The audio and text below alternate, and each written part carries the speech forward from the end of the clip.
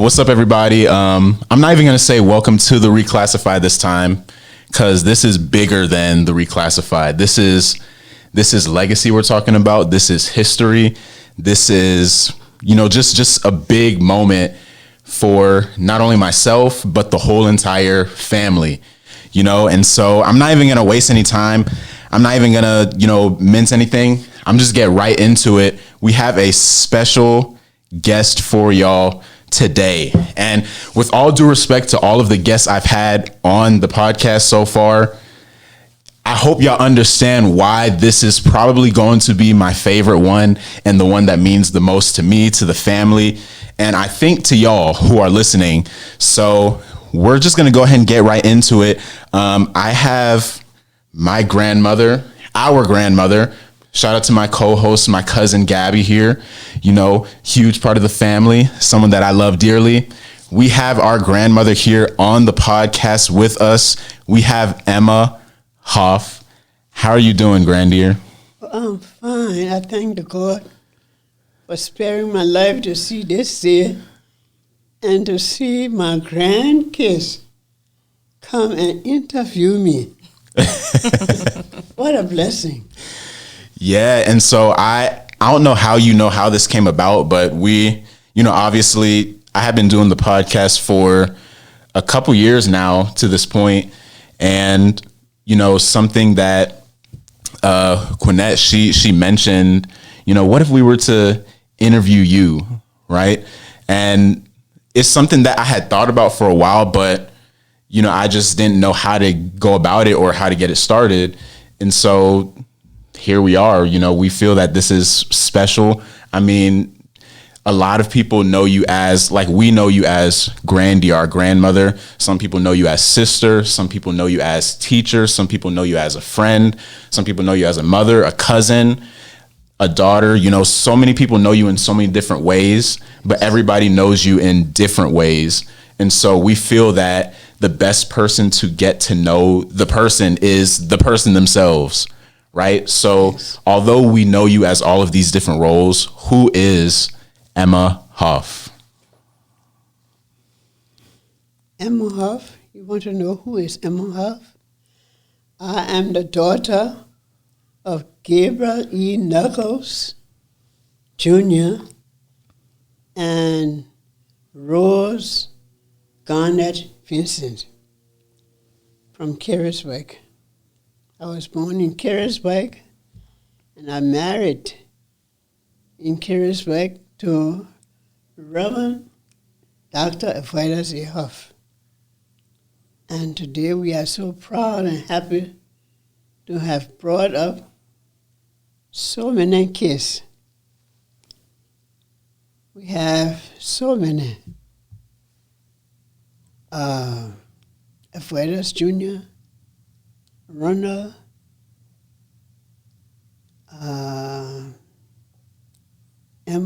Dawn, the late Emma, Gabriel,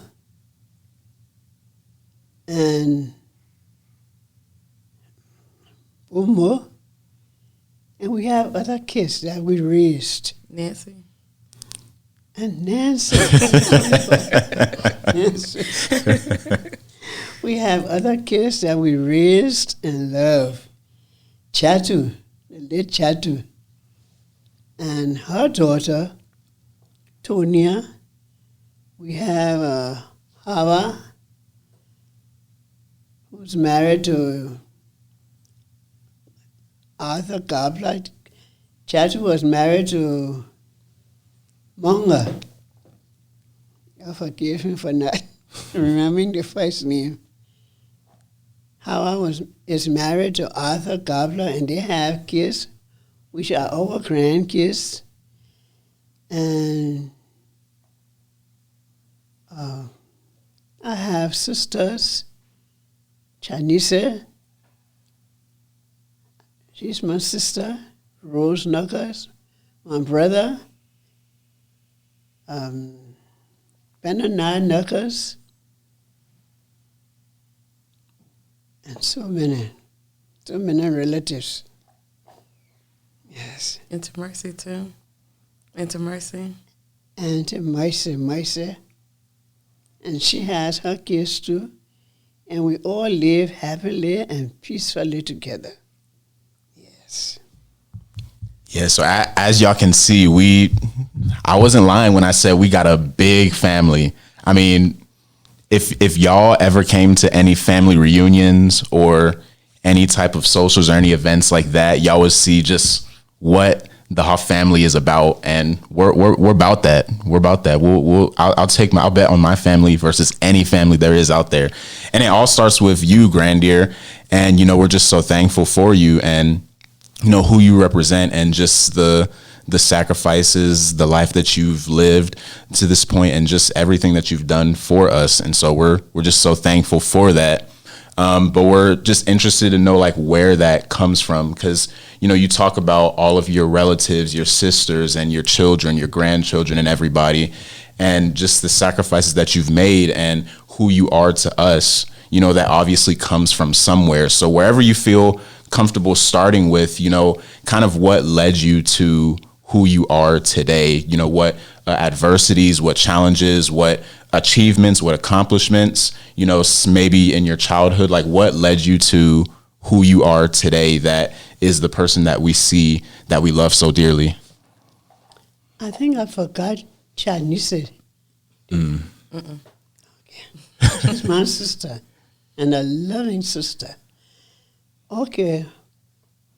When my father and mother got married, I don't know what year, but I was born 1939. And I don't remember living with them like how you all have lived with your parents. But they separated. And after they separated, my father took me and gave me to my grandmother, Mrs. Emma Deputy Knuckles. And he said, Mama, I'm giving you this child. If she turns out well, it's you. If she turns out any other way, it's you. And I can tell you, that woman, that grandmother of mine, she really raised me. I thank her. And besides my grandmother helping to bring me up, her children, Willis Knuckles Sr. and his wife, Rose Knuckles, Ellen Knuckles Frimmer, the whole Knuckles family, R.L., I mean, I have to name all of them now. R.L. Knuckles, Daniel Knuckles, William Knuckles, Robert Etta Knuckles Kawu, Mrs. Mary Knuckles, Zachariah Knuckles, Ellen Knuckles Freeman, their children, Mary and B.G., and their wives, loving wives and loving husbands they had. It was a close-knit family. They lived like brothers and sisters. If the nieces in the family did anything wrong, I, for one, too, they could chastise me. We respected our uncles and aunts. My father's first cousins, whom I named just now, they lived like brothers and sisters. You couldn't tell the distinction. But they're all gone now, and we all miss them. A happy, loving family.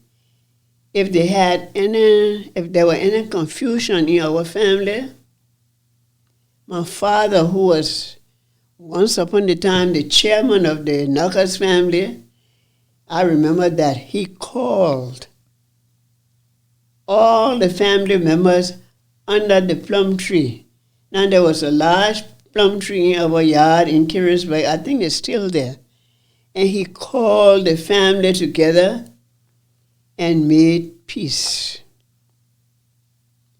Yes, and we, the nieces and nephews, respected our uncles' wives and the husbands who married their wives.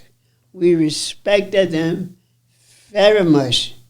There was no confusion. Well, in each family you have a little confusion, you know, but at the end there was peace. And that's why I told my I would not try to meddle in anybody's affairs.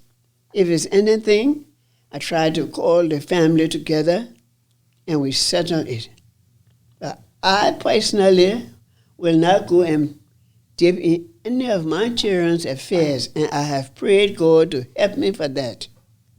And I pray God that when my grandkids, you all, have your families, you do the same thing. Let peace be among us. Peace is so loving. Yeah. Yeah, it is. And, you know, that's something that is important to have peace in the family. Because the thing about, like we mentioned, with a big family, you know, you have so many different personalities and, you know, everybody is kind of on their own path and things like that. And so there can be times where there is, you know, sometimes some conflicts and some things like that. But the beautiful thing about it is with a family like that, when everybody does come together and you see that peace and you see that, you know, togetherness, it's something that is special and everything. But you mentioned with your parents how and feel free to butt in whenever you want, Gabby. But you mentioned with your parents, you know, how they had separated and everything, you know, kind of seeing that, is that what led to just that desire to see peace among the family and your grandchildren's families and everything like that? Yes. Some of the reasons too. Because you all are lucky. You live with your parents, but I wasn't in the home. Daddy, mama. But my parents didn't neglect me. They didn't neglect me. My mother, after she separated from my father, she went to take up nursing to the Firestone Hospital in Liberia. And that's where she got her nursing degree. And she worked at the maternity center in Monrovia with many of the other good nurses there and doctors. And my father, he was a teacher, a school teacher, and later worked in the Ministry of Education and other places, yes. They were Christian people. We are Methodists. I remember every Sunday we had to go to church and Sunday school. And my father, when he leaving Carisburg on after service on Sunday to go to Monrovia for work, before leaving he would call me and say, Emma, Sunday, make sure you be in church Sunday. And I had to be in charge during the vacation when I was there. I didn't go to school in Kirisburg. I went to boarding school when I was little. From kindergarten, Bromley Mission. We had to take the boat to go to school. And I tell you, I didn't want to go. When it's time to go, I'm crying. Everybody so sad that I'm leaving. I really enjoyed the summer vacations, you know. But then when I got on Bromley, it was beautiful. But I had to get on that boat, riding. I don't know. Maybe it was about an hour or less. And on the mission boarding school, I went there when I was 6 years old. I remember one Mr. Jacob Kamara, he told my father, he said, "Why are you sending this little child on the boarding school?" I was shedding teeth at that time. But he said, "I want to send her there." But I had good people there taking care of me. I had my cousins, one Mrs. Kate Ure, now Mrs. Catherine White, Mrs. Berta Ure Weeks, Mrs. Earle Ure. They all took care of me. Berta used to wake me up in the morning, comb my hair, brush my teeth. They wash my clothes. They iron. We didn't have these kind of the electric irons that you all had. Those were where you put the coal in and iron.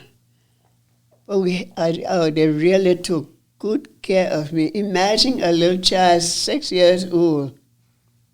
We had good teachers. They really taught us. I remember all my first grade, all my teachers. And they were very good. I remember my third grade teacher. You had to know your times table. You had to know your lesson.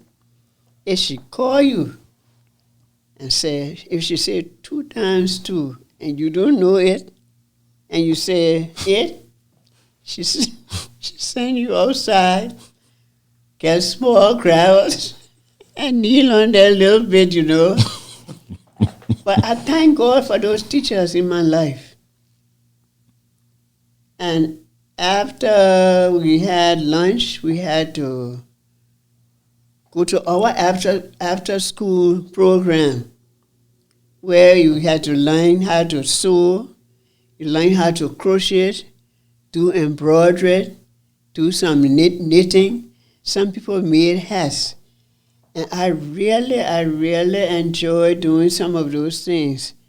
That today, as I sit down, I'm not so bored in the house.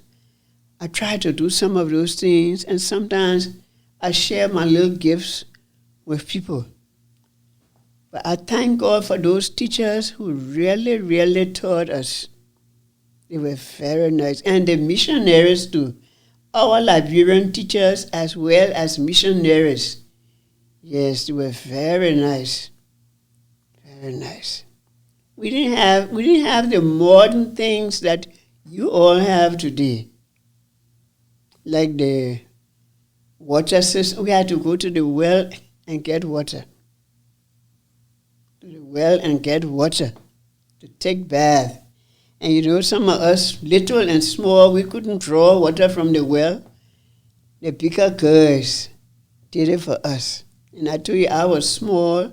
I had my own cousins there, the Uriah sisters, taking very good care of me. Yes. And then after I left Bromley, graduated from Bromley, I went to CWA for 4 years. I lived at the Methodist Girls Hostel. And we had a bus who took us to school every morning, brought us back. In fact, on Brumley, we had to have a devotion. Every evening we had devotion. We had to go in the chapel, sing, kneel down, pray. And early in the morning, they would ring the bell for you to get up. The teacher would go inspect your room to see if your bed was made. You stand in line to see, they would see if your hair was combed and all like that. And then on the hostel, we had, it was a little, I call it a home for girls. For girls who, I think, live out of town. And came and live on that place. We had our missionaries there too, and some of our own Liberians. And they were nice to us. The bus carried us to school, and before classes began, we had to go in the auditorium for devotion. Yes. Yeah. Yeah, and you know, something that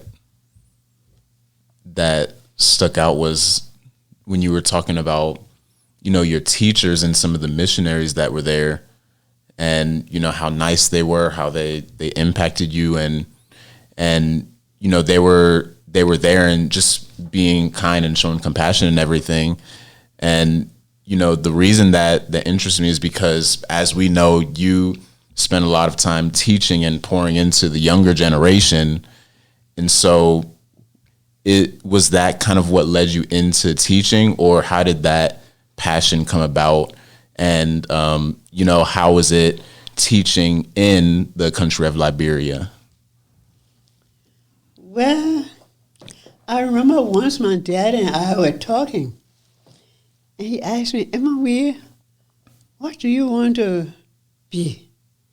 I said, I want to be a nurse. He said, no. I want you to teach. But that didn't ring a bell in my ears that much, you know. So I went to high school after I graduated and went on the university campus. And it was time to register. I saw some of my friends. I said, I don't know what I want to be. I don't know what I want to be. And I didn't know how to go about it. And your father, Samuel Banks, he was on, you know your grandfather, I mean, he was there. And I said, Sam, man, you have to come and help me. I don't know what I want to be. And I don't know how to do this thing with registration and all like that. He said, oh, no, don't worry. Then I saw Mrs. Mary Antoinette Grimes, and she was in charge of teachers' education. She knew me from my family, the Knuckles family. And she said, we too. What do you want to be? I said, I don't know, Mrs. Grimes. No, she was Mrs. Brown at that time. I don't know what I want to be, Mrs. Brown. She said, okay, I think teaching would be nice for you. And then your grandfather helped me to fill up some things, you know. And then after that, he left, and Mrs. Brown, she took over. But I enjoyed teaching. I really enjoyed teaching at demonstration school. I taught there for 19 years before coming to this country. Yes. And even when you came here, like, you still kept teaching. You became a substitute in the school system. You still stayed involved and active and following that passion, to the point where there's so many students I went to school with, or I know, excuse me, and they know Miss Hoff. I remember Miss Hoff. I remember Miss Hoff was my substitute at, you know, this school or this school. So the impact that you made in Liberia is still there, but you've also made an impact in America as well. Well, you know, in Liberia, as a teacher,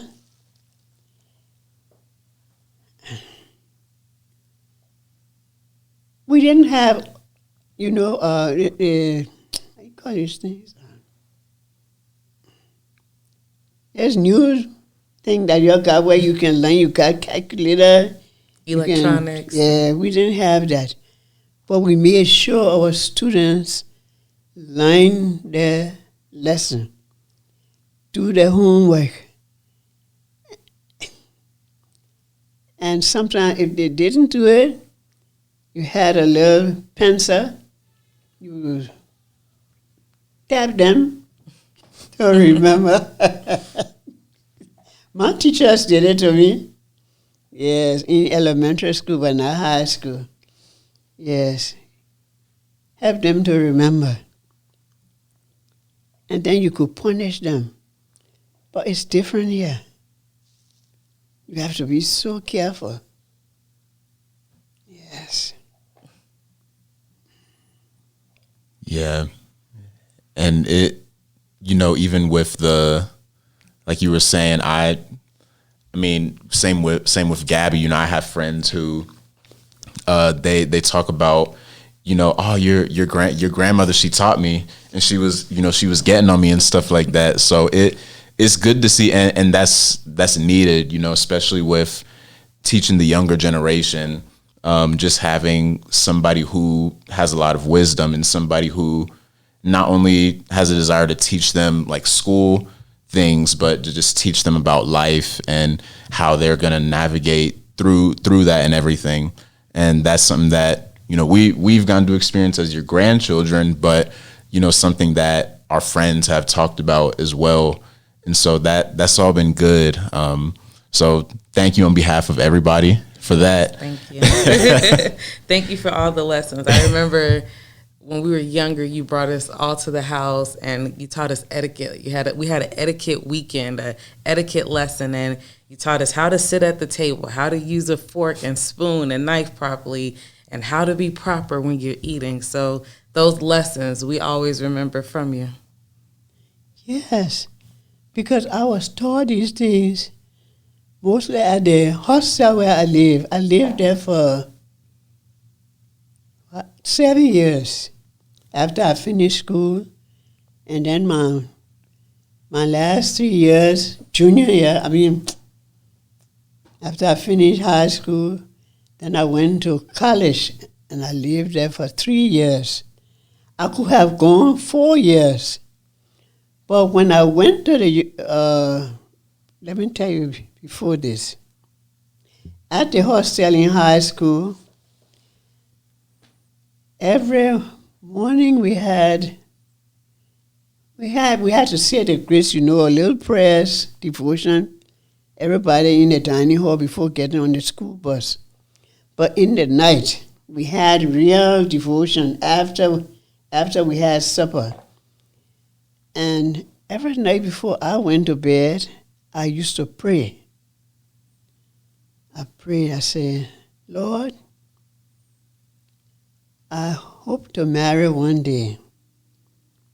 And I was learning piano, learning how to play piano. And I said, I want to marry a minister. Please send me a minister. Before I went to college now, I was in high school, 10th grade.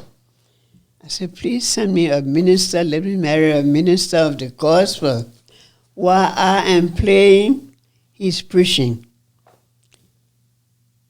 And when I went to the University of Liberia 59, there Reverend Hoff saw me. He was Dean of Administration, and he wanted to marry me. But I used to shun him, so I see him coming this way, I run the other way. Oh, he kept on behind me. He wrote my father, Mr. Hoff, Mr. Nuggets, could I marry your daughter? My father said, Mr. Hoff, my daughter is just a freshman in college.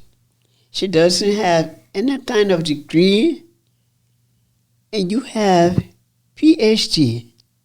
Could you let her finish at least? Your grandfather kept on behind my father. And many people in the community told my father, Mr. Knuckles, that's a good man. We know him. And people told Mr. Hoff about me too, because men and women that are respected in the community who look at us like their children and we look at them like our mothers. They guided us. They told us the right things to do. So later on, when I got in my junior year, my father agreed for me to get married to Reverend Hoff. And Reverend Hoff told my father, he said, Mr. Knuckles, I will let your daughter finish college. So after we married, I went on. And he, your grandfather, Reverend Hoff, he taught me too. I was a student in his class. He taught me. And I graduated the next year. Yes. But he was tough. Sounds right. But he was a loving father, a loving husband. He took care of his family, and I miss him. It's interesting. The love between you and Daddy has, like, you know, created this family that we have now, from your children to your grandchildren down to your great-grandchildren. And, you know, even, you know, people we talk to in the Liberian community or, you know, just out there, they know the story of, you know, Evertus Hoff and Emma Hoff. They know the love was there, the honor was there, the respect was there, the, you know, the God-centered marriage was there. And so even hearing you say that, I think it just further affirms that, you know, the love was real. The, you know, what we have within us, like the love from you all is there. Like, and I think we feel it. Like, we know Daddy loved mommy. You know, we know Daddy would do anything for mommy. Daddy protected mommy. So even hearing these stories of you were in his class, he was tough, but he made sure you were still successful. He still pushed you. He still, you know, gave you space to be you. And so it's amazing to hear, because I think it further, you know, helps me understand the love between you all. Yeah, he was loving. And besides that, he loved his entire family too. I mean, the Hoff family. Oh, he was very nice to them. Took the lead in many things. Yes. So I'm curious, like, Daddy's been gone for about 16 years. Wow. Yeah. What do you miss most about him? Like, what do you miss about him? You know, his life, the memory between you all. What do you miss the most? I miss everything about him. Because, I mean, we were together. Where he went, I went. I mean, we didn't go everywhere, but we traveled some places together, like East Germany. Yeah, I think, East Germany, England, Paris. Yeah, he was in Paris, and he asked President at a UNESCO conference, and he asked President Talbot if I could go and visit him. And President Talbot gave me 2 weeks off from work, and I went to Paris at the UNESCO conference. And then we had a little trip to England. Very nice. But I think those were the only places I went along with him. Because he had to go other places, you know. I couldn't go. I was working. Yes. But and then, you know, he was a minister of the gospel. What you prayed for? What I prayed for. And then God sent us these kids, you know. Not only mine kids, but like I mentioned, Jaju, Hawa, and kids who stayed with us, but these two girls live with us. We married Jatu off. I was mother of the bride too for Howard, right here in America. She had a lovely wedding. But unfortunately, Jatu died and she left a wonderful, beautiful daughter, Anissa Monga. And Anissa, she has 2 kids. And Howard has many kids too. Yes. Yeah, and that's always a challenge, losing loved ones and everything. And even though even with grandfather, I was 7 when he passed. Really? Yeah, because it was '08, right? Yeah. Yeah, '08. So I was 7. But obviously y'all got to spend more time with him. So since I was so young, I think that was the first like close person that had passed that was like really close to us. So I didn't really know how to process it and everything. Yeah. And so it was definitely tough. And so I know for you, Grandier, especially that was a tough time, especially having spent so many years, having gone through so many ups and downs and everything. But I'm curious, throughout the course of y'all's marriage, what were some of like the ups, or were there any challenges during that time, throughout the years and everything?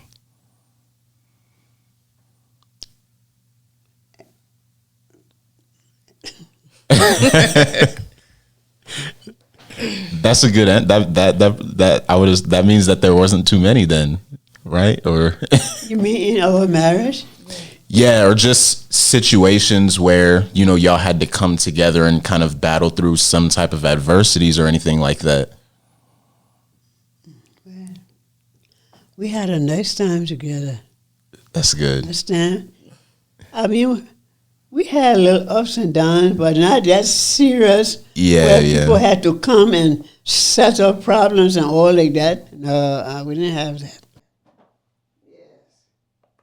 So, Grandier, how did you do conflict resolution when you had maybe something big that you two had never faced before? What did that look like for you two?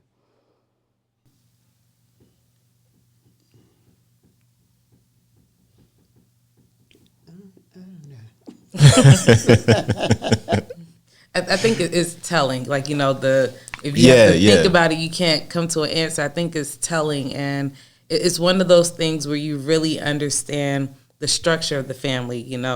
God, the man, the wife, and I think Daddy created such a space for you to be at peace that if maybe any conflict arose, he handled it, or he took care of it, or he was willing to be that protector, that provider, to take away all stress or worry from you. So the fact that, it's like, oh, we had our little problems, but nothing big. It's just he created that space for you to be at peace, to be safe, to be happy and comfortable. And it's telling, because like even you now, there's nothing you have to worry about. Even when Daddy passed, he had everything laid out of, this child does this. You handle this for your mom. You take care of the house. And you don't have to worry about anything. Oh, yes. And I think that's telling of the type of man that he was. And you see, I thank God for all of my kids, everyone. Everyone. Even those who live with me. Mm-hmm. They have been very nice to me.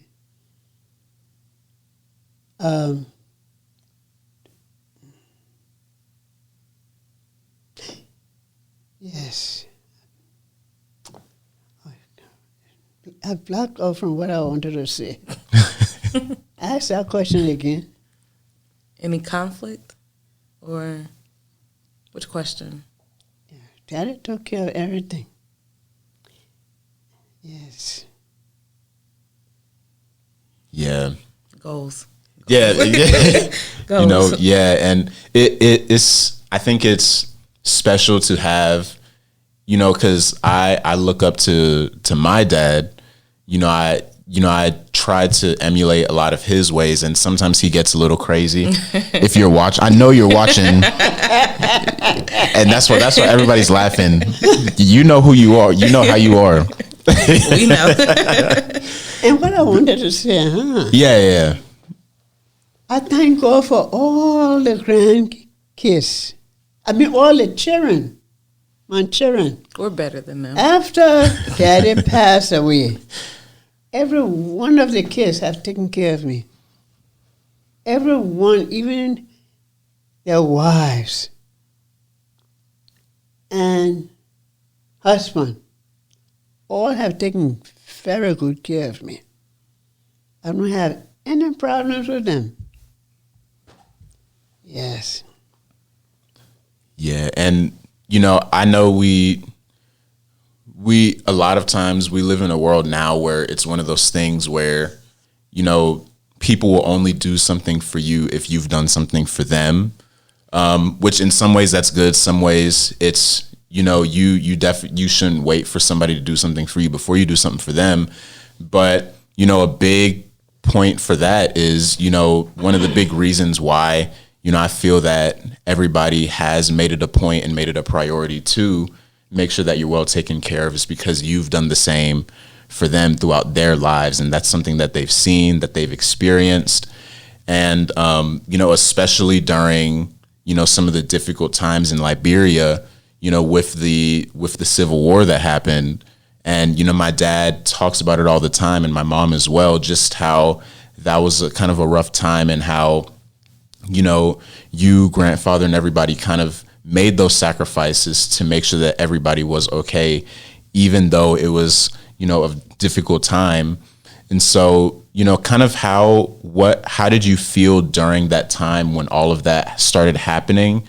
And, I guess what was really going through your mind during all of that, and how did, the whole family kind of play a part, and what were some of those sacrifices that you made for your children in those times?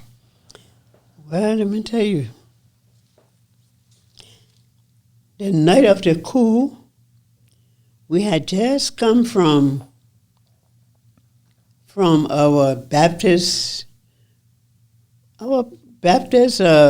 program, and where President Talbot was there. I mean, it was a great big celebration, a big centennial program.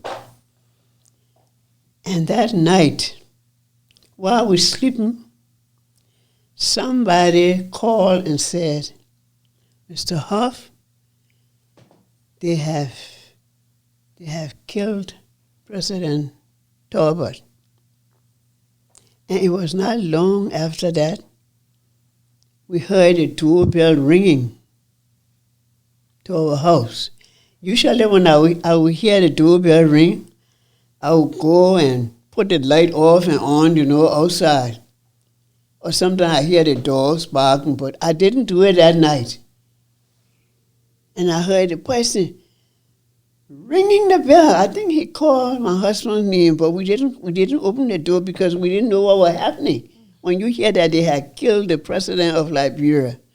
And then another person called, a lady called, and she called my husband. She said they have assassinated President Talbot. Oh, we stood to the window. That's when we heard the doorbell. We stood to our window, and there was a gunshot. I say it passed right by my husband's head and went over the bed, the concrete, the wall, the cement wall, the head of our bed. We didn't know until after when we saw a black car in the yard too. There were 2 shots. Somebody, runner said one of the shots bent the iron bar in the room, and this shot came right by us. My husband and I standing there, we both could have died that night. After everything died down, he did his hand like this, and there was blood on his hand. Blood. I think that hole is still in the concrete in the concrete wall over the head of our bed. We could have been sitting down to the head of our bed, and that shot would have hit us. But anyway, the next morning, there was a car in the yard. And we didn't know whose car it was. But anyway, later on, the lady, I will not call her name, she called me, asked me if there was a car in the yard. I said yes. I know the lady very well. I said yes, and she told me it was her husband's car. Yeah, he was trying for us to open the door for him to come in. But we didn't mean any harm. But it was not God's intention for us to open that door. But later on, we had to leave the house. The next day, we went to our neighbor's house and we slept there. And later on, we went back home. But this was some of the things that happened. While we're sitting in our living room, my mother has come from Pomeroy to see us, because she had heard all these things. While we're sitting there, the doorbell rang, and there were 2 or 3 police officers. They came with another man, I will not call his name, he worked along with my husband. And I opened the door. They came in and they said, Mr. Hoff,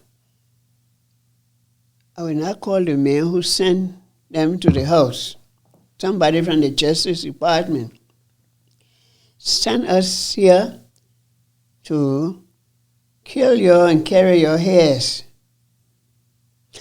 Then I told the man, the police officer, I said, do not shoot yet. I said, I had just come from Eastern Star meeting that night, and I had a few, I think $80 that they gave me to keep for the society I was in, to give it to the treasurer. And I was the worthy matron of the Eastern Star, that chapter. So I told the man, I said, do not shoot. Let me go upstairs and give you every cent I got in my pocketbook. I went upstairs and they followed me, the 2 of them followed me with their guns. I went in my closet, got my bag out. There was the $80, and I gave it to them. They said, you have more in here? I said, no. So they went in every room, all 4 of the rooms. And in one of the rooms, my husband, he used to keep some things there and on the bed. His purse was on that bed.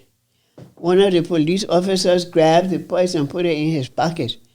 I didn't say a word, because if I had talked, probably I would have been shot at that moment. And we went back downstairs. And my mother said while she was down there with the other police officer, because all my children, I saw all my children before I went upstairs. I said, come and sit down by us. So when they shoot us, we all can go together. Went downstairs, and my mother had been talking, Pele, the dialect. But they didn't kill us. They went. But another time, my husband he asked me that one Saturday morning, he asked me, he said, let me go to my niece's house to spend the day. He and his foster brother were there. So I said, no, man, stay with me. Where you won't go? Then later on, I said, go. It was a Saturday.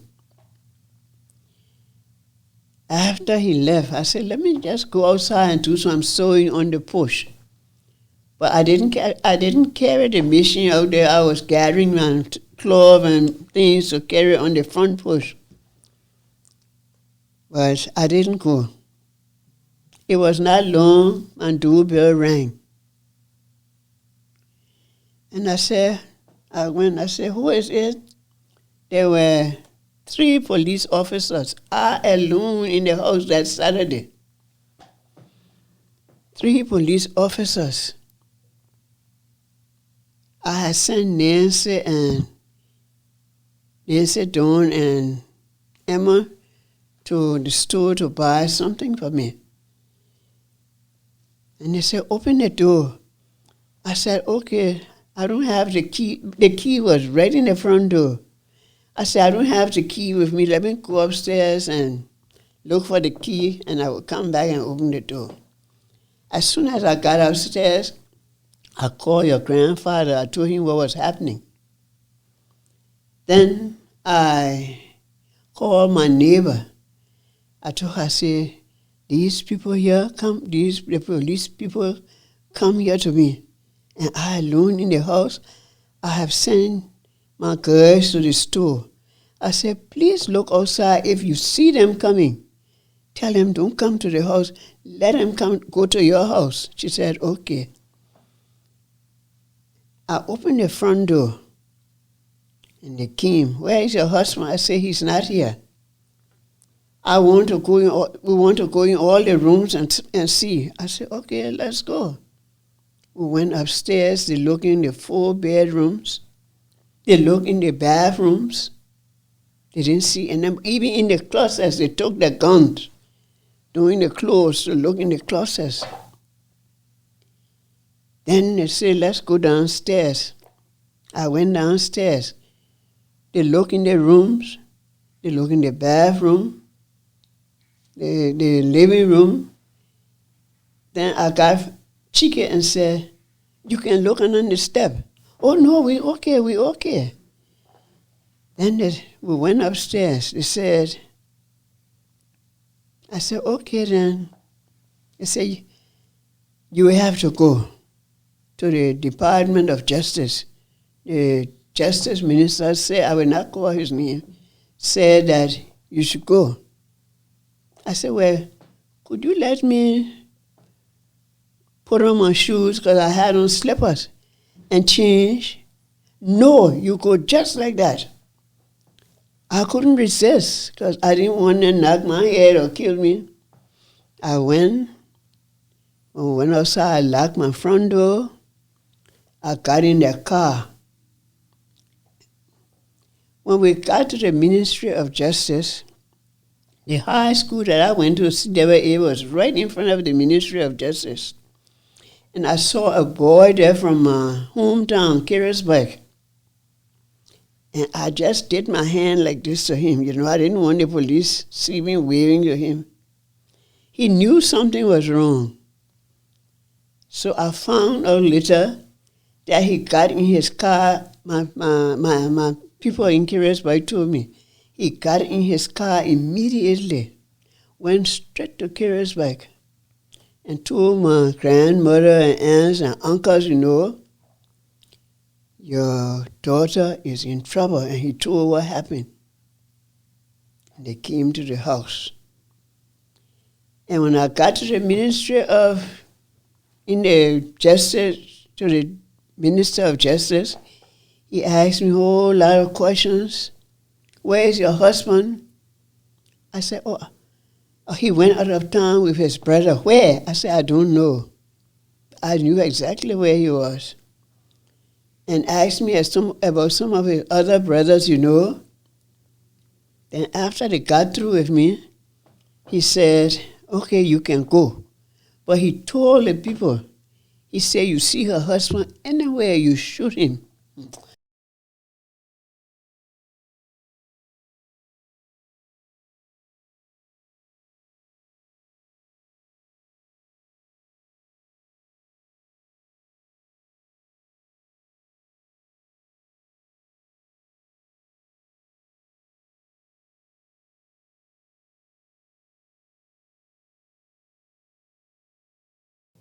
Yeah, you were talking about the justice minister.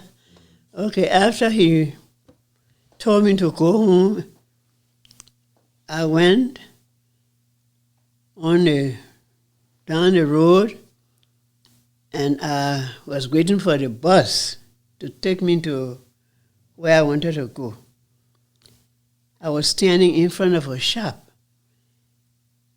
right in front of the Providence Baptist Church. And I saw this big black car coming past, and it stopped. The police officer got out.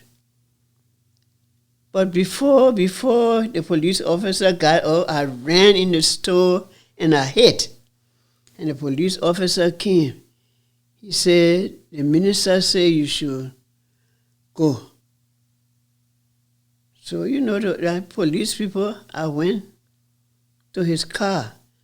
I said, what is it, minister? He asked me, where are you going? I said, I'm going to the store to buy some milk for my baby. Oh, I can take you. I said, no, that's all right. I will take the bus. Oh, I can take you. When I look, he said, get inside. I got inside, and I was praying for everything to be okay. So I wasn't really going to the store, but he stopped me to the store in Cinco. That's where I was to stop. And my sister-in-law's house wasn't that far from there. So when I got out of his car, went in the store, I stood to the door a little, and I saw his car. It had gone very far. I got outside. I walked down toward the beach, turn left, and I got to my sister-in-law's house. And when I looked, I saw the family. My husband too, he was in a car. They were going to the Ministry of Justice for me. And I was sitting in the back of the minister's car. I saw I put my hand out like this, and one of the family members looked, but didn't know I was in that car. And I got to my sister-in-law's house, and I stopped, and later on they came, and they went in the house. And I said, what happened? I told them what happened. And I got in the car with my husband, and we went to our home, to our house. But I thank God that everything went well. Before we go, I would like to say something else. My mother, although I didn't stay with my mother, like how some of you have stayed with your parents, but I thank God for her. While I was on Bromley Mission, she always wrote me saying, learn all you can for the future.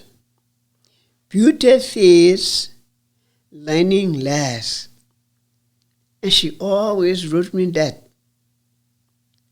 And I took that to heart, I tried my best. I had learned all my little crocheting, and I didn't learn knitting and other little handcrafts. But one time when I finished the 8th grade, I went to visit her to the town where she was working. She was a nurse. And she said, I saw a piece of material, beautiful, fancy material, African cloth, in her box. I asked her for this cloth. She said, no, I cannot give it to you. I said, why? She said, I want you to learn music. I said, before you give me the cloth? She said, yes. I said, well, how will I learn music? You don't have a piano here. You don't have an organ. How will I learn music? I said, give me the cloth. I beg you. I'm going to high school now. And the boys are looking at me. She said, well, let them look. I said, okay. I said to myself, keep your cloth. Anyway, I said, the next day I said, give me the cloth. No, I will not give it to you. You have to learn music. And the next day, I was supposed to have left her house to go back to Carisburg. I said, well, I think I better do what she says because she will not give me this cloth. So I told her, I said, okay, I will learn the music. She went and she brought her John Thompson book out. No piano, no organ, but we did it on the table. She got paper and pencil where she was showing me everything on the, the musical things, drawing the line, writing the claps, telling me what it stood for and what the lines. Every good boy does fine, that's for the right hand. And what the other one? All cow eat grass. That's on the white line. And the black line, you know what it is? Starting with G. Anyway, as I learned that, she showed me a lot of little things from her book. I said, okay, now give me the cloth. You have to take a test first. Anyway, I brought her paper and pencil out. She asked me questions. She told me to draw the lines, to draw the clips. I had to tell her what those lines stood for and the faces on both the right hand and the left hand. And after I did that, she gave me the cloth. That was so good what she did for me. Because when I got to high school, that was one of the subjects I took in the 9th grade. And in the 10th grade, the teacher who was teaching music, she got pregnant, and had to go on her maternity leave. And it was almost commencement time. So she told the principal, I will let Mrs. Hoff conduct the choir. But there was a man who played. His name was Mr. Hayes. He was blind, but that man knew music. Oh, man, and I was there. Some of the teachers came. When I was conducting, they would tell me what to do, those who knew music. And I was so happy. I conducted the music at the church for Baccalaureate Sunday. And commencement day, I conducted it. The principal praised me. Yes, my father was there. He was so happy. He said, Emma Wee, thank you so much. But I like what my mother did to me. And so I said, okay, I will do the same thing to my kids. She bought a sewing machine for me when I got in high school, yes, on the hostel, where she said you have to learn. Then she bought a typewriter for me. I learned how to type when I was in college. I used to leave college and walk down to the typing school, not far from Mrs. Eugene Simpson Cooper typing school. And there I learned my little typing. I thank God for the mother who raised me. Not a college woman, but she did well. So I try to instill that in my kids too. And you almost instill that in your kids. And I see where my kids are instilling these in their kids. I thank God for everything. And I forgot to mention one of my uncles. His name was Mr. Jonathan Knuckles too. He was very nice. I mean, nice people, very nice people. First cousins. My father, his first cousins were closely knit, just like brothers and sisters. And you had to respect them. And I wish you all live like that too. Yeah, and you mentioned your mother, who we called Gigi, my great-grandmother. Yes. And, you've taught us a lot of great lessons, from every aspect of life. You always ask me, where's your girlfriend, or you always tell me make sure you pray for a wife and things like that. So you're teaching us lessons to make sure that we pray, teaching us about life things and making sure that we have peace in the family to take care of our families Sure. and everything. And, you were saying that you want to instill in your children, your grandchildren, and, great-grandchildren, what Gigi instilled in you. And so I was curious, kind of like if you could describe y'all's relationship, and then, maybe some of the lessons that you remember that she taught you while you were growing up and while you were an adult. Yes. My mother, she always told me, be respectful. And one of the things she said, if somebody dies, and let's say she said, if you collect the money, give them every cent. She said, it's not good to take dead body money. She said, bad things could happen to you. And I always tell my kids too, be very careful. Another thing she said, do not mess with God's money. Whatever you say you will give God, you give it to him. Be very careful. God, don't mess with God. He's powerful. We don't see him. We don't hear him. But he does things. And I can tell you some of the things that God has done in my life for me. When we got married, had our first child. In Liberia, we used to buy the mosquito net and put it over the bed. And so that night, our first child, Hoff, we put him in his bed, put a mosquito net over him, and then the lights went out that night. So I lit a candle and put it on the dresser. My husband and I in the room, the bathroom between, and Hoff in the other room. But we closed the door. Nobody else was in that room. And while we were sitting down, because we were listening out to hear if you would cry,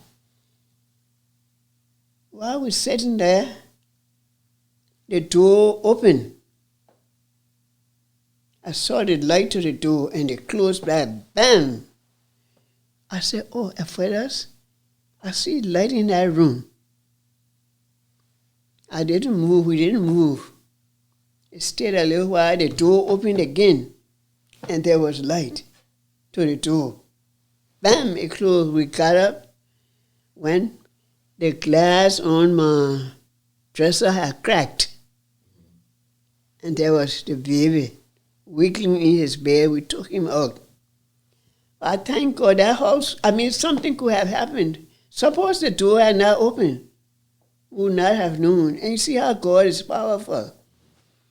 Okay, I go to Runner. Runner was a baby. We took him to Dr. Cooper to have him circumcised. And while I was sitting there, talking, they had carried Runner in to be circumcised. The doctor came outside. He said, we have to clip on the baby's tongue. I said, oh, doctor, 2 pins? Oh, he said, hush. Dr. Cooper, he was a good doctor. And he clipped under Runner's tongue. God made him see that suppose he had not done it, what would have happened to him? We don't know. But we thank God for Dr. Cooper. And we thank God for everything that went on well. Okay, I'll go to Dawn. We have moved to another house in Sinker. And I went somewhere with the car, to do little, and I went to do little shopping. And Dawn and one of the girls who stayed with us, they had walked up the road and were coming back.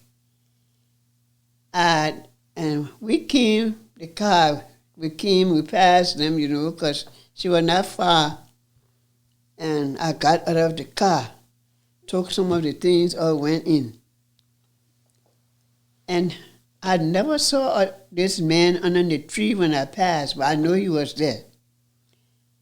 And Dawn running to greet me, you know, because I was in the house, running to greet me because she didn't know how the little children had walked up the road. I just heard the man, "Stop! Stop!" I went outside. Dawn had fallen down right behind the car. And the man was rolling backward to go back to my husband to the office. And that man, that driver, when he heard the word "stop" 2 times, he stopped right on Dawn's leg. It didn't roll over her leg. I went and I picked up my daughter, and you could see the car mark on her leg. I said, "Thank you, Lord." I carried her in the house, washed that car mark off her leg, and I got down on my stomach in the room. I said, "Lord, thank you." It could have been worse. My daughter could have died. And I was afraid to tell my husband this. So I told a lady at the university, I told her what happened. She said, "Go and tell your husband. Don't be afraid." And I went and I told him. And he didn't get mad. But you see what God can do? I just said that man under the tree was an angel. God puts angels in our ways sometimes we don't know. Yes, and let me see who else. Okay, let me get to Buddy. No, Emma. Emma, when she was born, it took some time before she walked. Nancy, I was about to deliver with Nancy. That's not far. And then Emma hadn't walked. I think Emma was about a year and a half, hadn't walked. And Nancy was about to be born. I said, "Lord, I have my child." I said, "But anyway, I present her to you. You're the doctor, Lord. Help her." One day, one woman came and she rubbed Emma's legs, you know, prayed over it. She said she will walk, Mrs. Hoff. I said, "Well, I leave all with God." And one day I stood Emma to the wall. I said, "Emma, come and walk."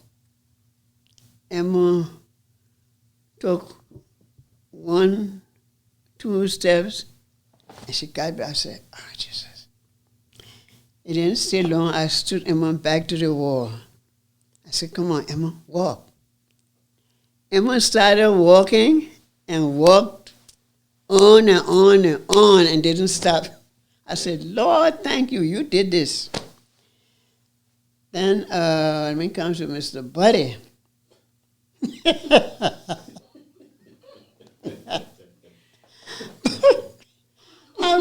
I went to the hospital to deliver with Buddy. If y'all don't know, Buddy's my.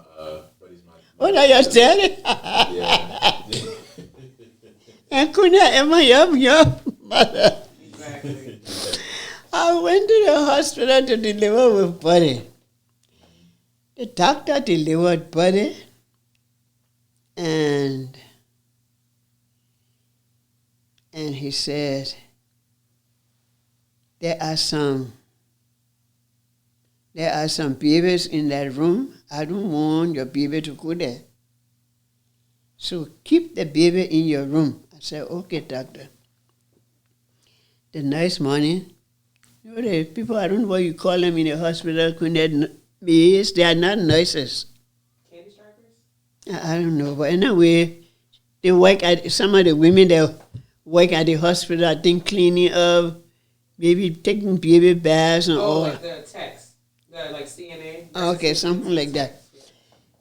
Anyway, she came, she said, "Mrs. Hoff, let me carry your baby and I will bathe him, change him, and bring him back to you." I said, "Oh, the doctor would get mad with me. She said, I will bathe him, change him, and bring him back. I said, I don't want the doctor to get mad. She said, don't worry about that. I will bring him back. She carried my baby. That woman came later on. She passed other rooms, I saw her. I said, where's my baby? Oh, I will bring him. Then she came in my room for something. I said, where's my baby? Oh, I will bring him back. That afternoon, maybe about 3 o'clock or 2, I saw my room door open. It opened, somebody came now, it opened. And the person says, that was my auntie. She said, look at this baby. Is this your baby? I said, why, Nee? She said, look at this baby. Is this your baby? I said, yes. I said, what happened? She said she went to when she and my grandmother, Mama, the woman who brought me up, she went to the nursery and asked, can I see our Hoff baby? They showed her another baby. My auntie said, that's not our Hoff baby. The woman said, how do you know and you haven't been here? My auntie said, I want to see all the babies in this room. So Nee went, she looked at all the babies.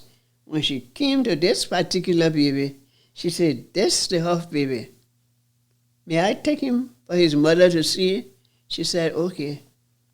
That's when my auntie came in the room and said, look at this baby. She was telling me now what had happened. I said, Nee, put him right here. The doctor had told me not to let him go in that room. Some babies, they had some sickness, and he didn't want my baby to get it. Yes. And they hadn't put that thing on the arm, the name tag. I said, well, thank you, Jesus. You see how God moves in a mysterious way? His wonders to perform. Oh, Lord, thank you, Jesus. Then Nancy was born with a cord. I remember, Nancy was born. The doctor, before she was born, the doctor hadn't reached. And the nurse said, hey, Mrs. Hoff, I beg you, hold on a little bit. Don't let the baby come out until the doctor reaches. I beg you. So I had to hold my breath in a little bit. And finally, Dr. Shingler got in there, washed his hands, put on his gloves. And Nancy came out. And there was a cord around her neck. And he took it off. Thank God. Yes, I thank God.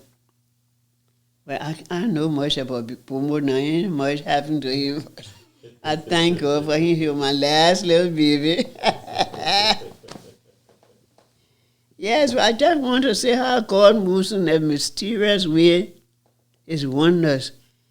And you see, I come from a family where when small, Mama, every night we had to have prayers.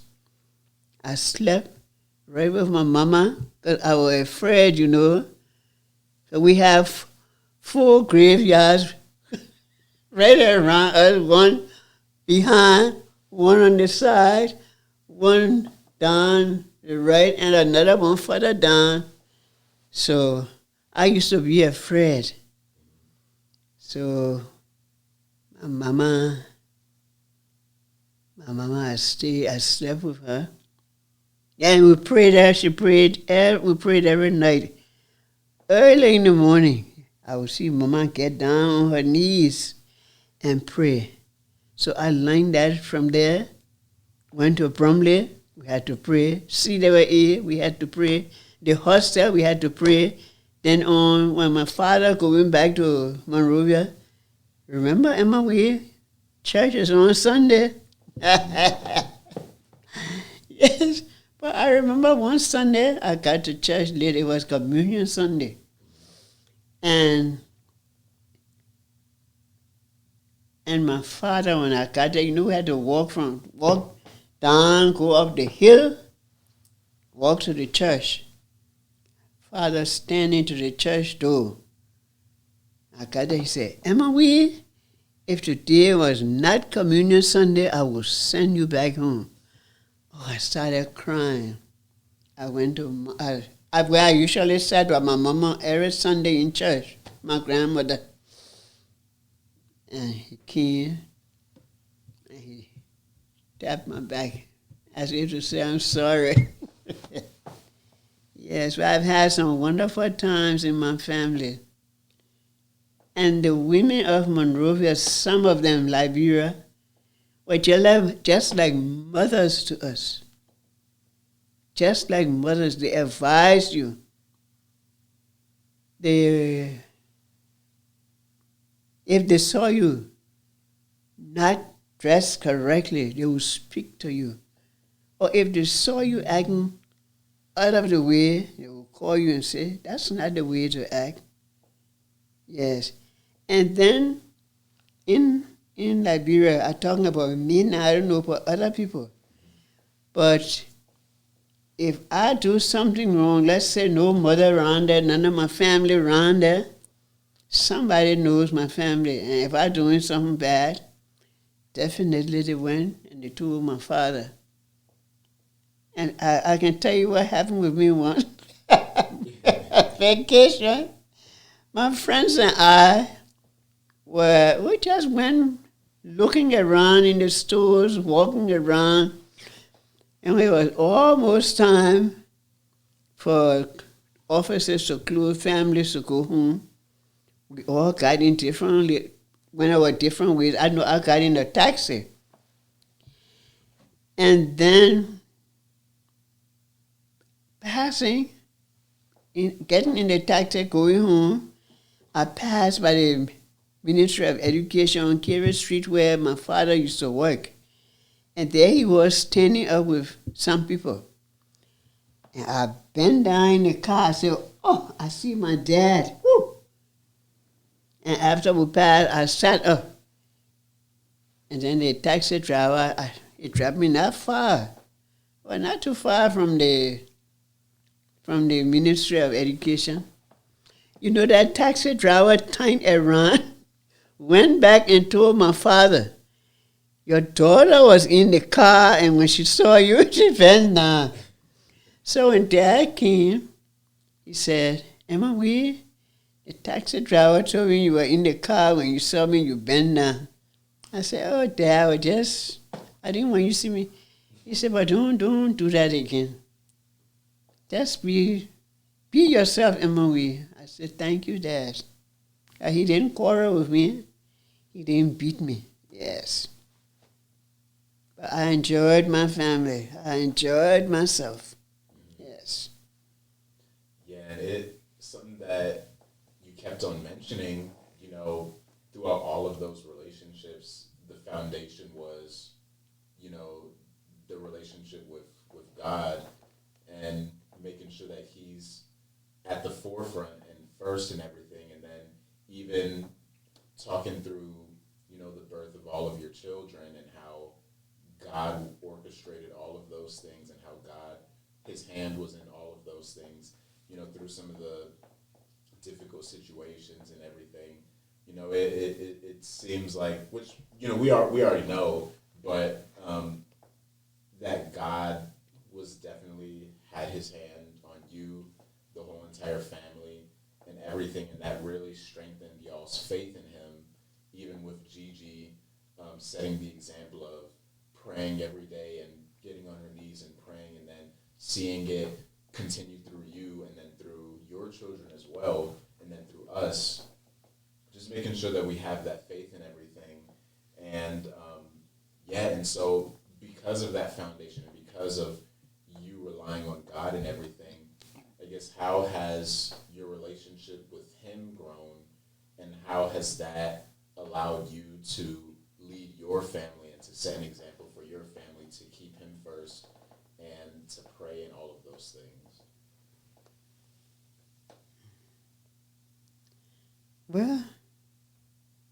I don't know what to say. But anyway, I thank God. Yeah. And I'm happy to see all of you. I mean, moving forward toward church. I'm happy for you. Watching you stand there preaching, I say, Lord, thank you. And you must do your very best. I thank God for all the other children. I just want all of you all to be close to God. He moves in a mysterious way. Look at all these things happening in the world today. Plane crashes. And when I pray in the night, I don't only pray for my family. I pray for everybody who's traveling. Everybody, whether by land, sea, air. I ask God to help them choose the correct thing to travel by. I ask God to take control of what they're traveling by and help them to reach their destination safely. God is a wonderful, great, big God. He does anything but fail. Yes. Yeah, and what was Gigi? She always used to say, "Thank God, Thank God for life. thank God for life." Yes, thank God for life. Yeah, that's what she always used to say. And yeah, I mean that's something that's so simple, just thanking God. And to a lot of people that may seem like, oh, that's too simple. But sometimes that it is that simple, just to thank God, regardless of everything that you're going through and things like that. So yes, it's good that you were surrounded by a good influence of people who helped you in that area and helped you to stay faithful and helped you to grow in your relationship with God, and how it's translated to not only your children but to the next generation as well, to our generation, and then to the generation after that, as some of our cousins are starting to have children of their own. And so it's good to see that foundation is something that's continuing to go on and something that we can continue to carry the torch with and pass to future generations as well. But you've spoken on grandfather, and you've spoken on your children and just all of the things that were going on. And so how would you describe the way that you were able to balance not only being a wife but also being a mother to a lot of children? Well, these children, before I got married, my mother brought a little girl for me. And I was on LU campus. She said a man needed someone to take care of his child, to bring her up. And I brought this little girl for you. And that little girl was called Jatu Potu. Jatu came to me, and then before I married, I took her Keresburg to my grandmother and aunt. I said, let this little girl stay here until I marry. Oh, their arms were always open to receive people. Always. And some of these children that they have brought up are like sisters to me. Like sisters. Like Chinese. One was called Esther. One was called Martha. I mean, like sisters. I think you saw Chinese when my birthday came. She came and her daughter. I was so happy to see them, surprisingly. So happy. And my mother, she took in other people's children too. And before I say anymore, my mother, she married Vincent. And she had only one child, Moise. But he had other children. And those children are so nice to me. My mother's husband's children are very nice to me. Mary, Sister Witu, Julia, all of them I can't continue calling all their names, but the boys too, very nice to me. Just like brothers and sisters. And what I was about to say, yes, she brought Jatu to me, and after we married, Jatu stayed with us, went to school, so respectful. So respectful. She married to a monger, but he died. And they have had one daughter, Anissa. She has 2 kids. She's very nice to me too. Yes. And then another little girl, Hawa. I've mentioned her name before. A sweet little girl, very nice, a daughter to me. A daughter. Her children are my grandkids. I love them all. Yes. And we had other kids too, but they didn't stay long in the family. Yes. Yes. Yeah, and you know, with that balance of the children and you know grandfather and you know all of the children that you helped to raise and everything, when it came time for y'all to transition to America, how was that process like? Wow, my Lord. It took him a good little while before he came. This coup took place 1980, April. And he came over in 1981. I think it was April he came. Yes, April he came. We stayed until the next year. He was trying his best. Oh, he did well for us.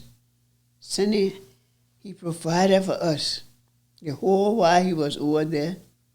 I was working too, in the school system. But he provided for us every month. Yes.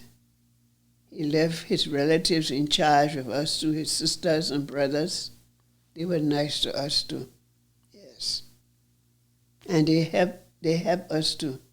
Helped with the kids and helped us too. Yeah. And for us to come, we'll go to the embassy. They said, no, we can't come until Senator Thurmond, he wrote on behalf of the children and me to come. And the embassy agreed for us to come. Yes.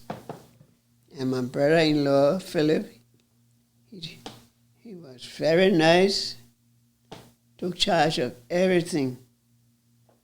Yes, and saw to us that we got on the plane and we came. Yes. Yeah, and that I can only imagine some of the differences between Liberia and America. I've never been to Liberia. I don't know if you been to. Mm-hmm. So I'm slow. But it's a place that I want to go. I want to see our family's home. So hopefully I can get there soon. But I can only imagine the differences between the cultures, the people. There's just the overall environment. So when y'all did first land here in America, what was it like a culture shock, or what were your feelings when you experienced America for the first few days, months, year? When we first landed, but before we landed, that whole night, I was just praying. I said, Lord, let everything work out well at the, when you land and go to the people. You know what I'm talking about? Customs. Huh? Customs. Yes. I said, let everything work out well for us. I said, I prayed. Your auntie Emma, she slept that night on the plane. There were a lot of vacant seats. We came by Pan Am. She slept. It looked like I didn't sleep. I was telling somebody, he said, you did sleep. But I was praying. I said, let everything work out well. We got to customs service. Oh man, your daddy, man, running up and down. I had to hold him. Yes, I had to hold him. And the lines were long. I would go to this line long. So I walked further down, and there was a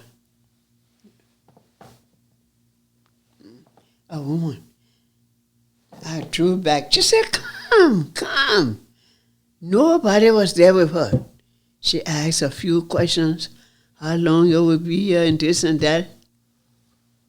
And then I told her. When we left her a little bit, then said, Mommy, I told you, say what? I said, hush your lips.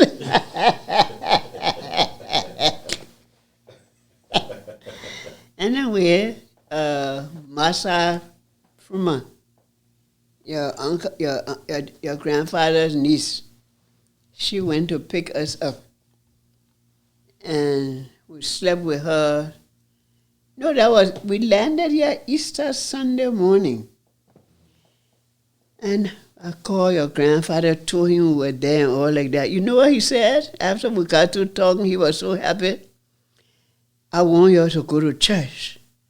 I said, oh, we just came and he said, you heard what I said? So anyway, we went to Massa's place and we all got ready. She took us to her church service, had a beautiful church service there. And Monday, she saw to it that we got on the plane and we landed in where? In Denmark. We landed in Columbia, South Carolina. And your grandfather was there to meet us.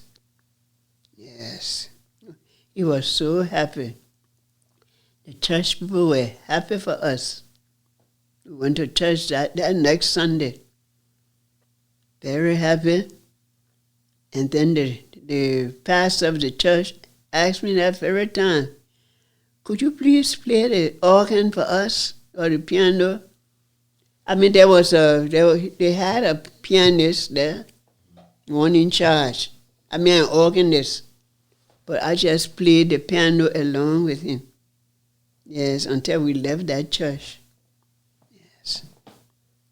Yeah, and it's because it's crazy because, you know, I know some people who they've all had different experiences when they moved from their home country to America. Some have good experiences, some have, you know, more difficult experiences and things like that. So I think it's telling of just where y'all were as a family that the first thing that grandfather says is, you know, y'all make sure to go to church.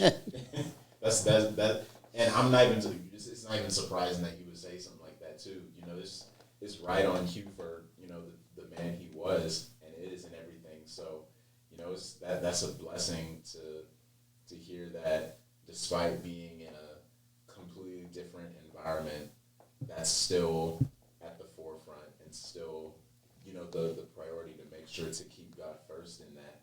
And so that's a blessing. And so now y'all are in America, getting settled in and everything, and all of that. Were there any like world events or any? Because I know, you know, we know the Liberian history, but America has history too of the years with some of the wars and some of the things that have gone on in America.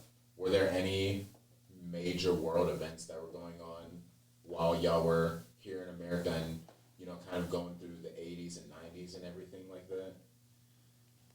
I can't remember exactly now. I won't lie. Yeah, yeah, yeah. So many things have happened, but I can't really. Okay, like what happened 9/11.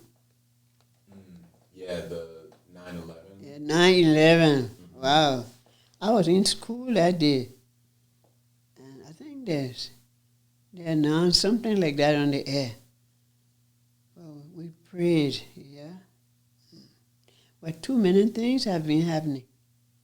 Too many things, yes. We just thank God.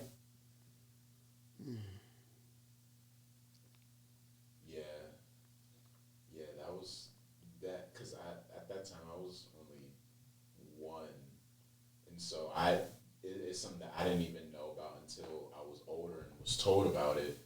So I couldn't even imagine actually seeing it happen or getting the news live, and then even being in school, like you said, you were teaching, and then you get that news, and it can kind of discombobulate you and kind of rattle you.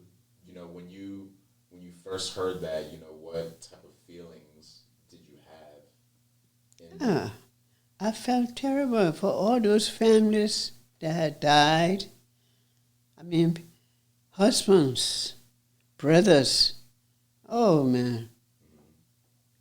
I think mothers too and sisters.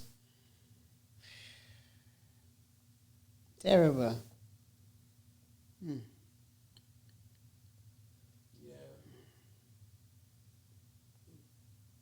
But now so many things happening right in our eyesight.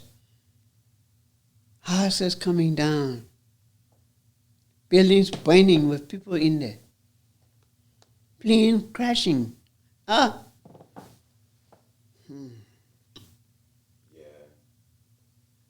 And so, kind of with some of those differences with Liberia and America, would, I guess, how were there any differences in the way that you had to raise your children, or were there any differences in your relationships with your children, your mother and grandfather in America versus Liberia, or was it kind of the same? You mean when this thing happened in Liberia? Yeah, when y'all when you were raising everybody and married and everything in Liberia, and then y'all came to America, and once y'all got settled in, was it kind of similar to the same as it was in Liberia, or was y'all's relationship dynamics a little bit different here in America versus Liberia? Well, the children all stayed with us, Well, we had we had little differences, but we thank God for everything. Yes. They had to change schools. The schools they went to in Liberia was a good school. Yes.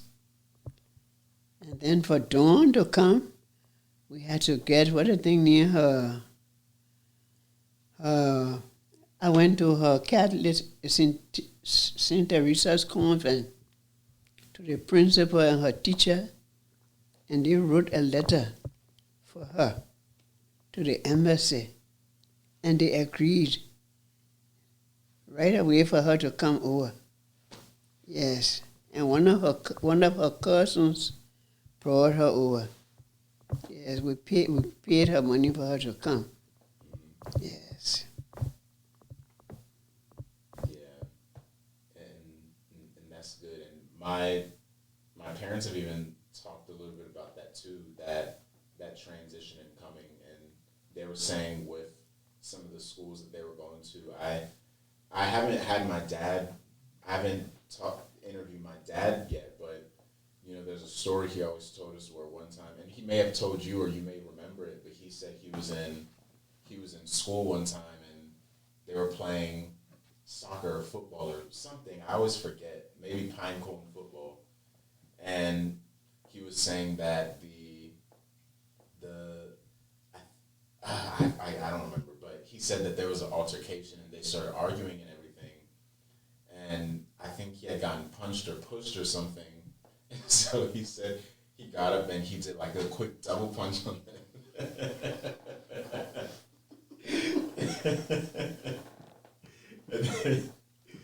And see, he was saying there was some times where he would get, people would, make fun of him. And then even my mom, sometimes she would say sometimes she would get made fun of too, being from a different place. And people's accent. Oh, man. Yeah. And so I was going to ask, were there any experiences that you had, and was it difficult even getting into teaching here, where some people would kind of look at you a certain way or make fun of your accent or things like that? Oh, yes.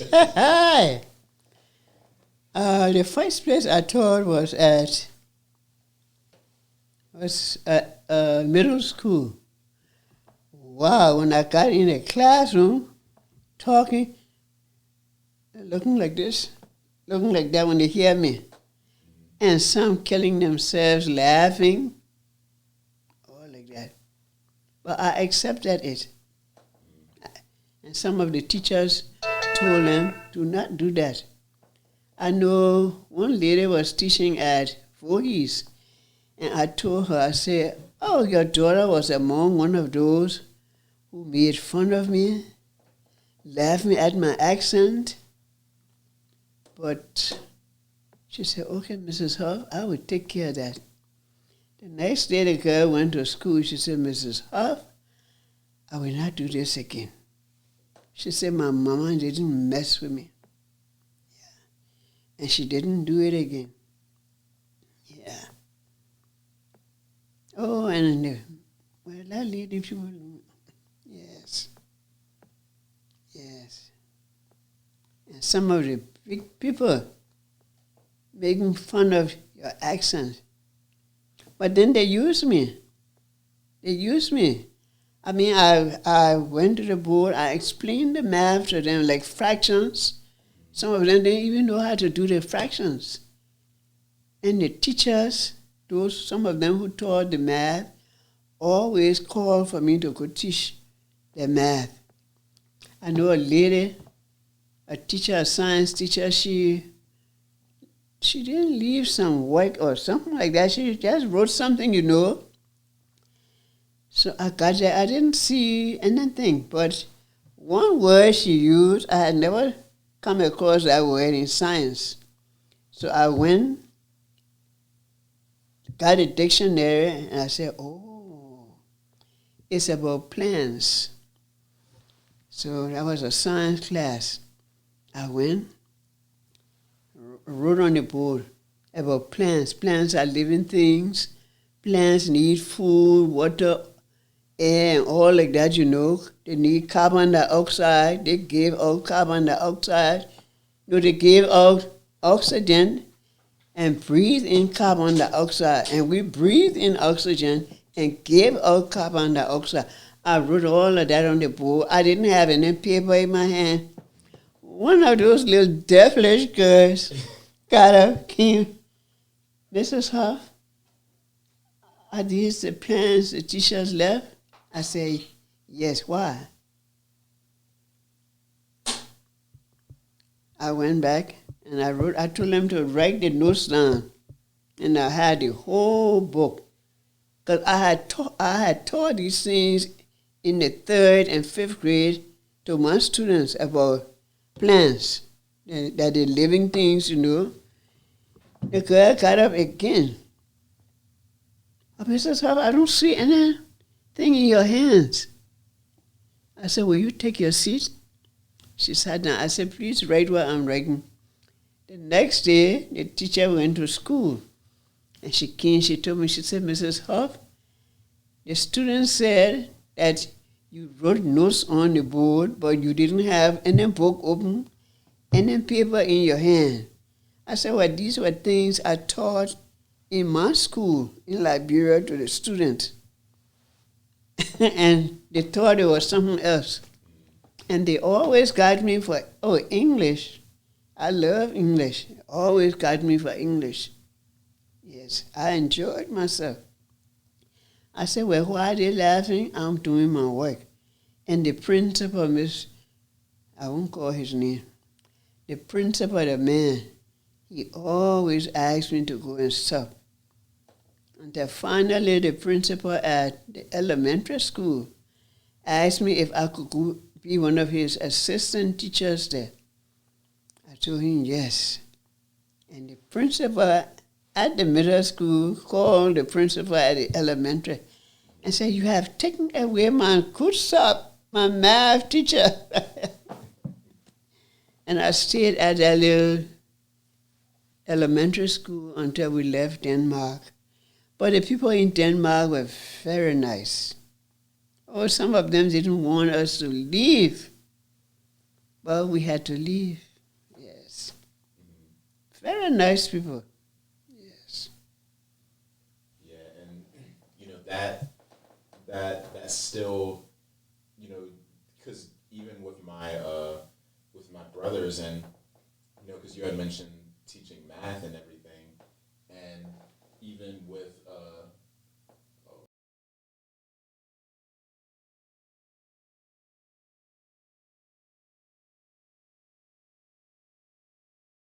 Yeah, we taught our children to be respectful and nice to their families, All families, the Hoff family, the Knuckles family, Garnet, to be nice to them, to be respectful, You see them, you speak. Yes. Yeah, and that's important. Those are things that we still do even now, and just keeping that tradition, and that's something that we see from our aunts and uncles. And they tell us as well. Make sure we stay respectful. Make sure that we, like you said, just show that respect, because one, that'll get you a long way, and then two, yes, it gets returned to you when you're respectful to others. Then they'll respect you as well, and you'll see your relationships with them grow and get stronger and everything. And so that's good. And so now y'all are here in America. Y'all have settled in. You're continuing to teach, and then grandfather, he's continuing to minister and preach and everything.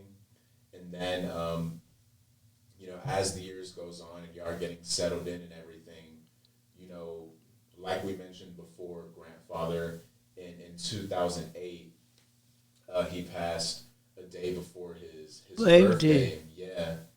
And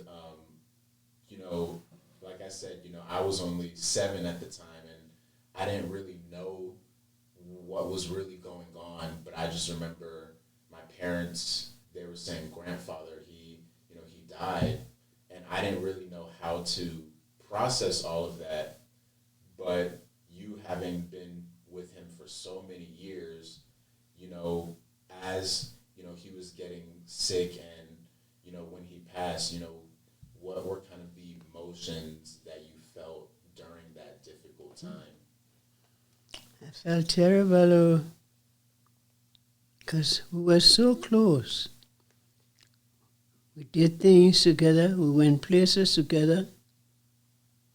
After he passed, I really miss him. But he had told his children to take care of me. And they really taken care of me. Yes. Yes. I miss him. Yeah. Yeah, and it's one of those things where,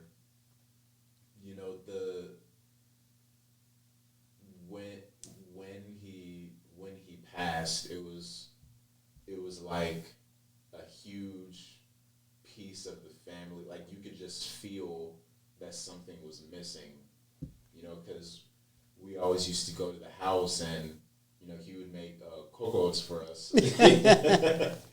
cocoa oats and put the movies on. Put the air mattress, and then we would go in the basement and all of the cousins and hang out and everything.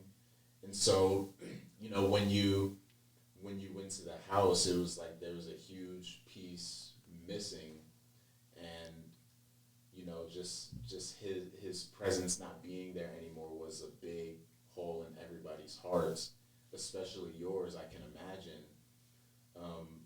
But just knowing that he left a legacy, and he left that, like you said, telling everybody to make sure to take care of you.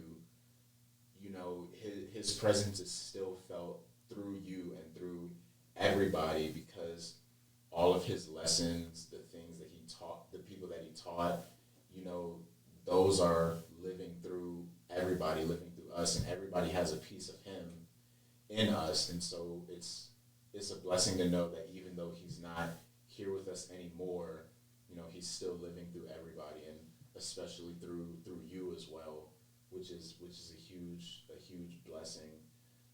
I remember my dad had one of his tapes of his sermons, and I don't think I'd ever, this was maybe 2 or 3 years ago, I don't think I'd ever heard one of his sermons, live. Mm-hmm. Maybe I did, but I was just so young and didn't remember. But, my dad, he played it in his car one time, and he recorded it on his phone and then sent it to us. He did send me one. Yeah. And he was talking about something along the lines of make sure you go the right way. And he was telling a story. And, I remember listening to it, and, I started crying, because I was like, because when he passed, I was so young. And so I don't remember crying. I don't remember, going through different emotions, but, hearing his voice again, all those tears that were held back then, they started to come out.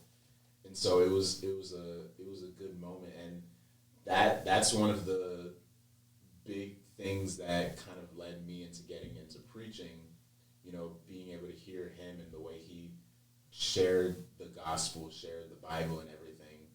And so it was a huge inspiration for that.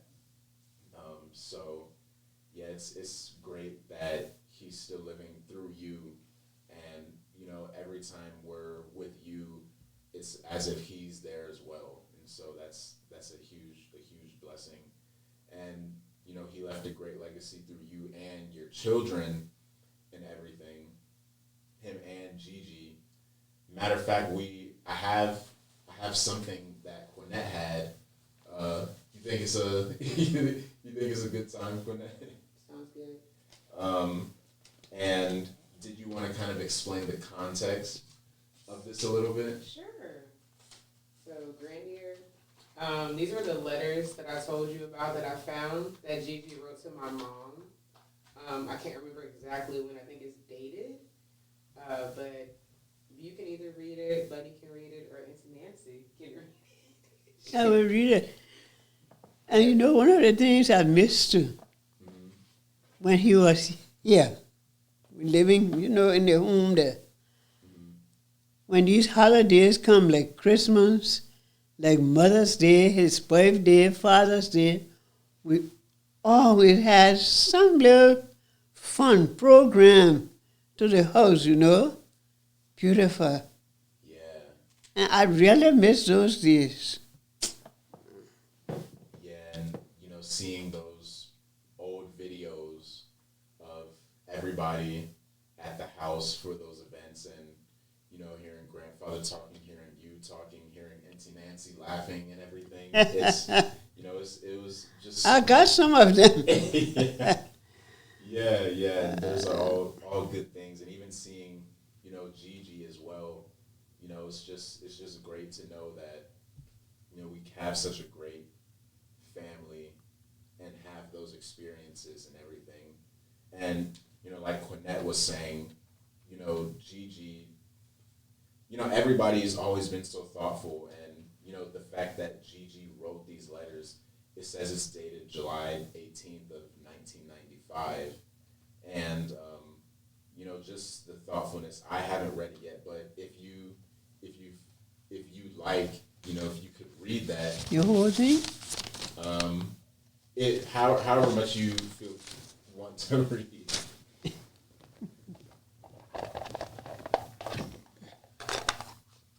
No, Gigi didn't play. Like when that said this was a letter that Gigi wrote to Auntie Emma. Yeah.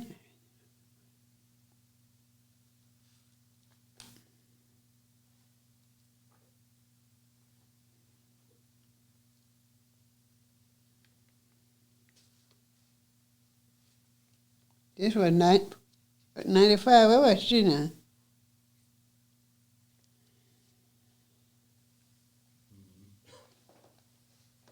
Oh, she was going to Abidjan.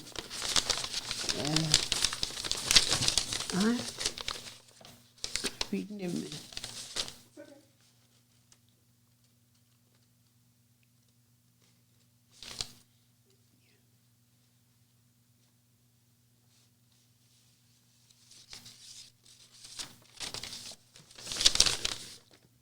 Give me a copy.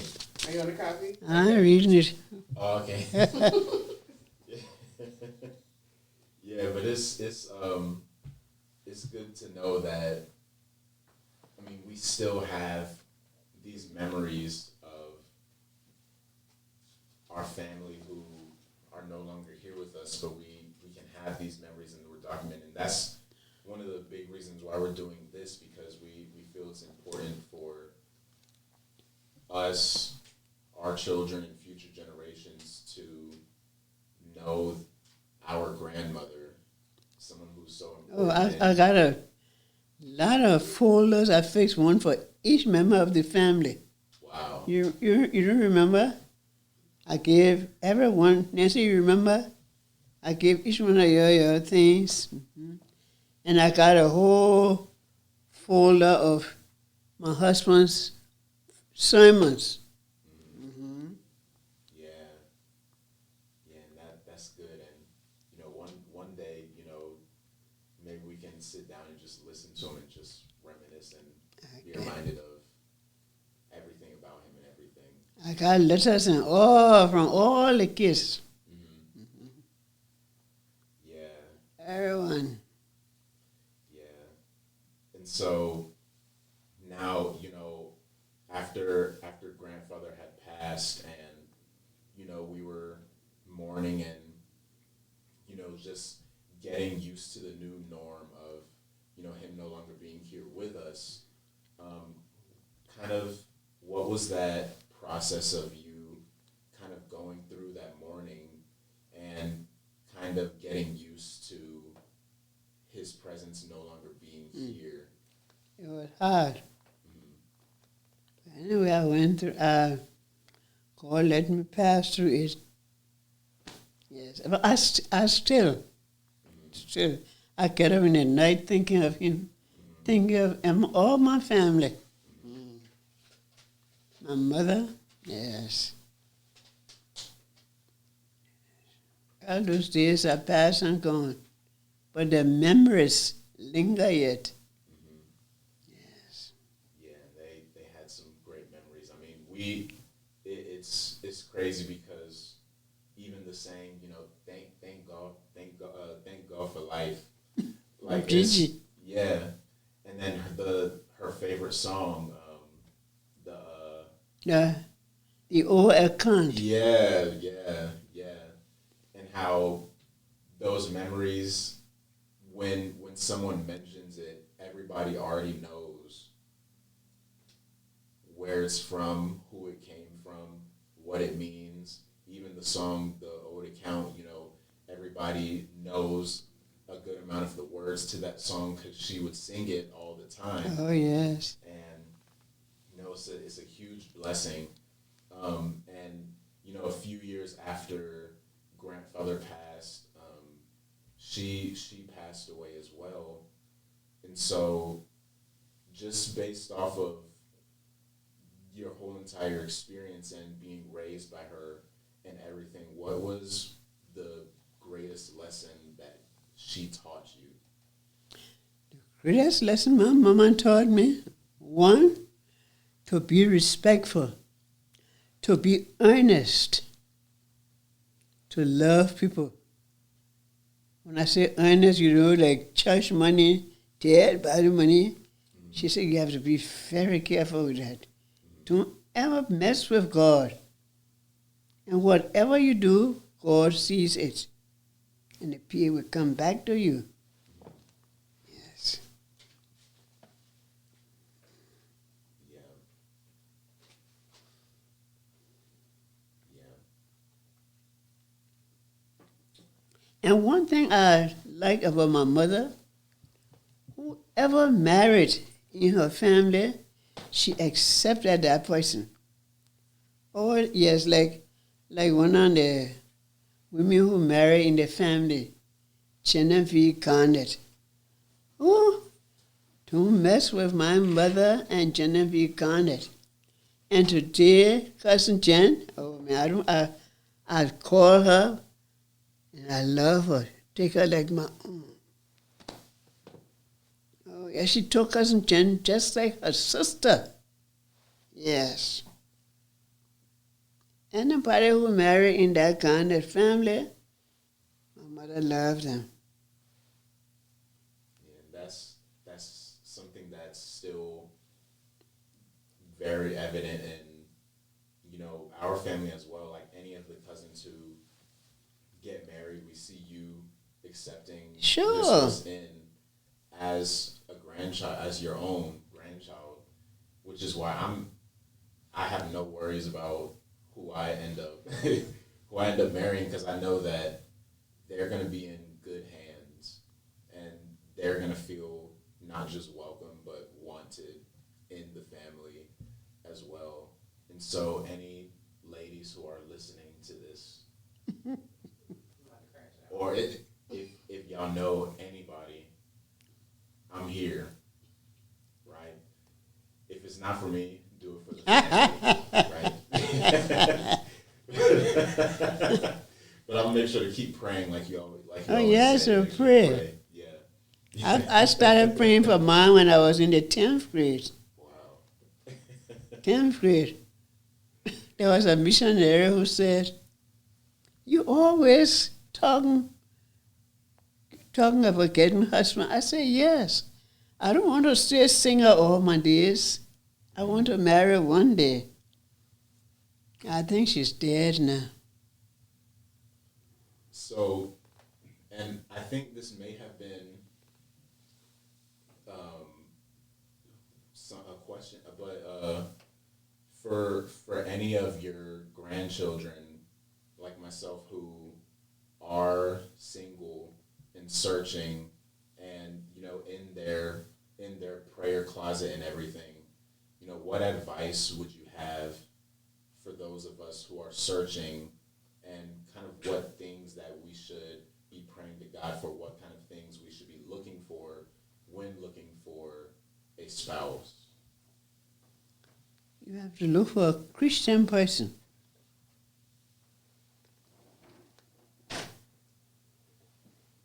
Ask God to help you. When I say you plural, not singular. Yeah. Ask God to help you to find the right person. That's what I did. I asked God for a minister, and God sent a minister to me. I didn't even know him from I don't know where. Just in 10th grade until I got to college. That's when I met him. Yes. And ask God for that person to be the right person. Asking for you to have kids. Let that person be a mother to her kids, or to her children, yes. And God hears and answers prayers.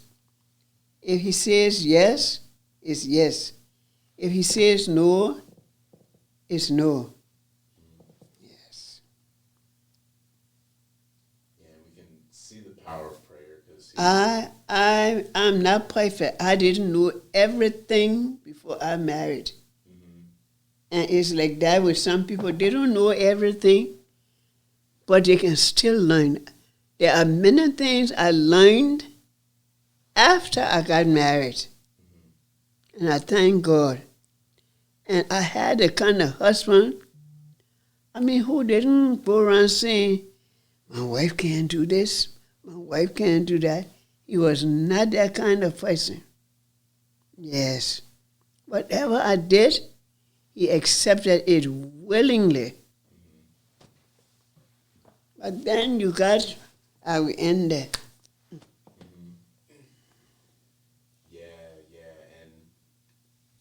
And we can see it even in some of those older videos.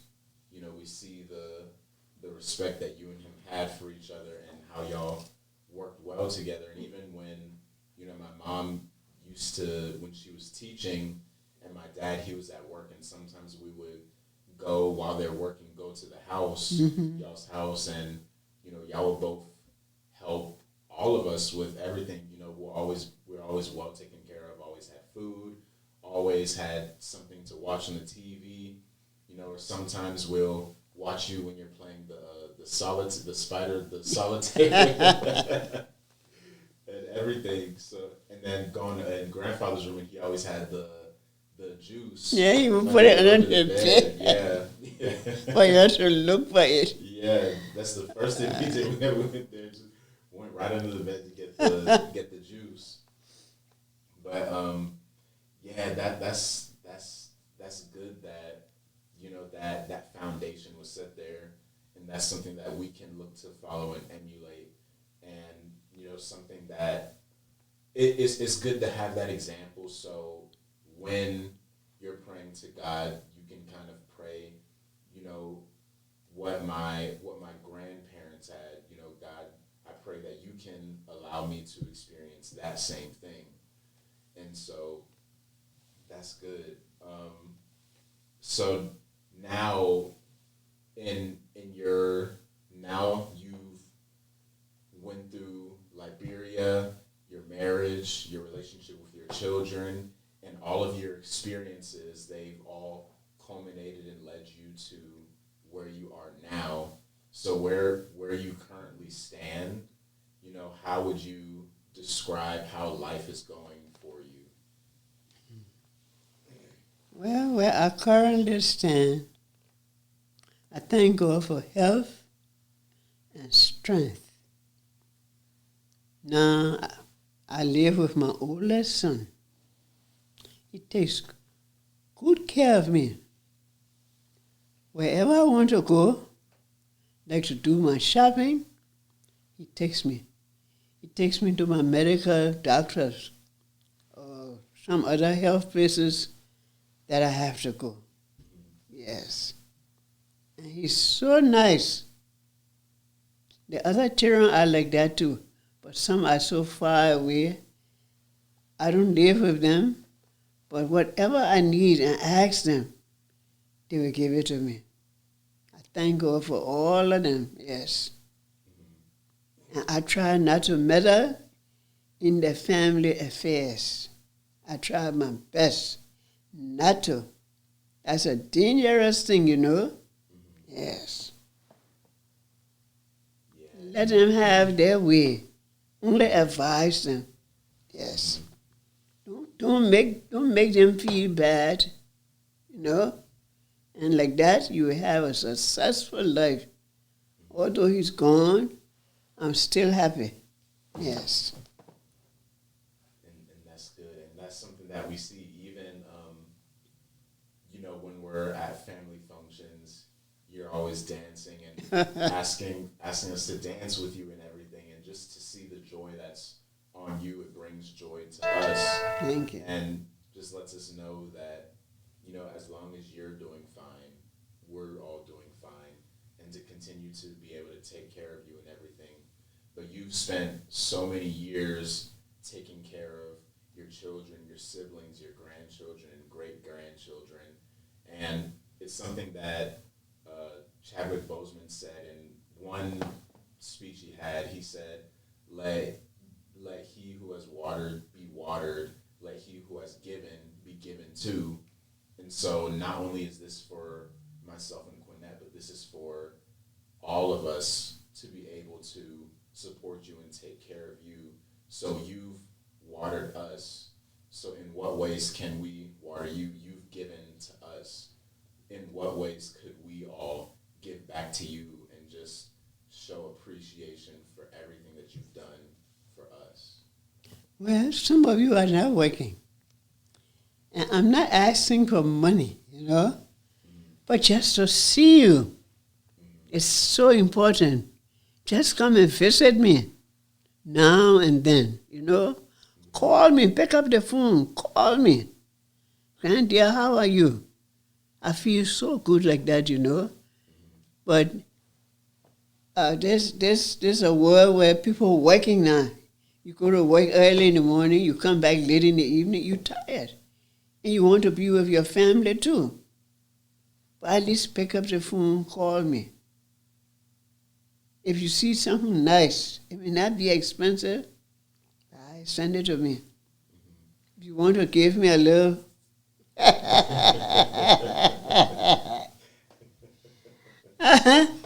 Oh, yes. But I thank God for all of you. Yes.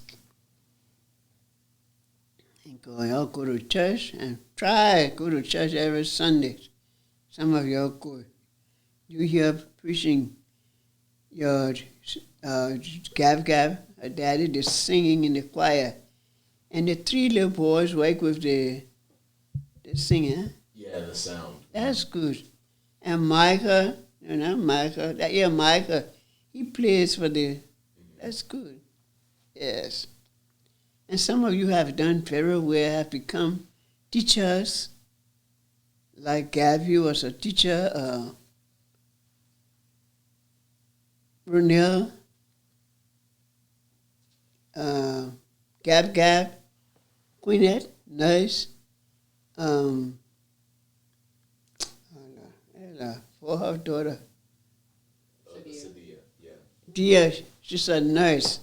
I'm so happy when I see that, that they didn't waste their time sending you to school to learn something. Yes, that's so nice. And we got to pray for the other little kids. Pray that they go to school, not only my grandkids, but all children go to school, be safe, learn for the future. My mother always told me that. Learn all you can for tomorrow. Yes. And she provided, made me learn music. You saw how mean she was to me for that club. But it was a good reason. Yes, it helped me. And then through that, my other children, some of my children, they learn music too. Yes. Yeah. Yeah, that's good. I was gonna ask one more thing, but was there anything that You wanted to share? Right, yeah. All right, I'll make sure to cut that part out. So yeah, Grandier, like I said before,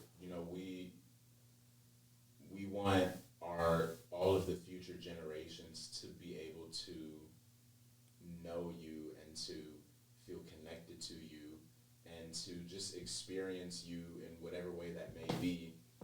And so, were there any words of wisdom or anything that you wanted to share that I may have not asked or we may not have brought up that you would just like to share with us? Sure. Well, as you all are in school, you out of school now, be respectful to your teachers, And if you have kids, and the teacher is teaching your child and something is wrong, go to the teacher nicely, Don't go in a bad mood. Oh, my child, not learning this, and you did so and so. You can mess the future up for that child. I'm a teacher. I know. I know. Oh man, I remember I was teaching, and I was teaching, and I had a ladies' child in my class. Oh, this, oh, that. I gave the children some work to do, and the lady, oh, that's college work. To look in the book, the encyclopedia, to find out about elephants. I gave just that wonder word elephant. I remember 5th grade.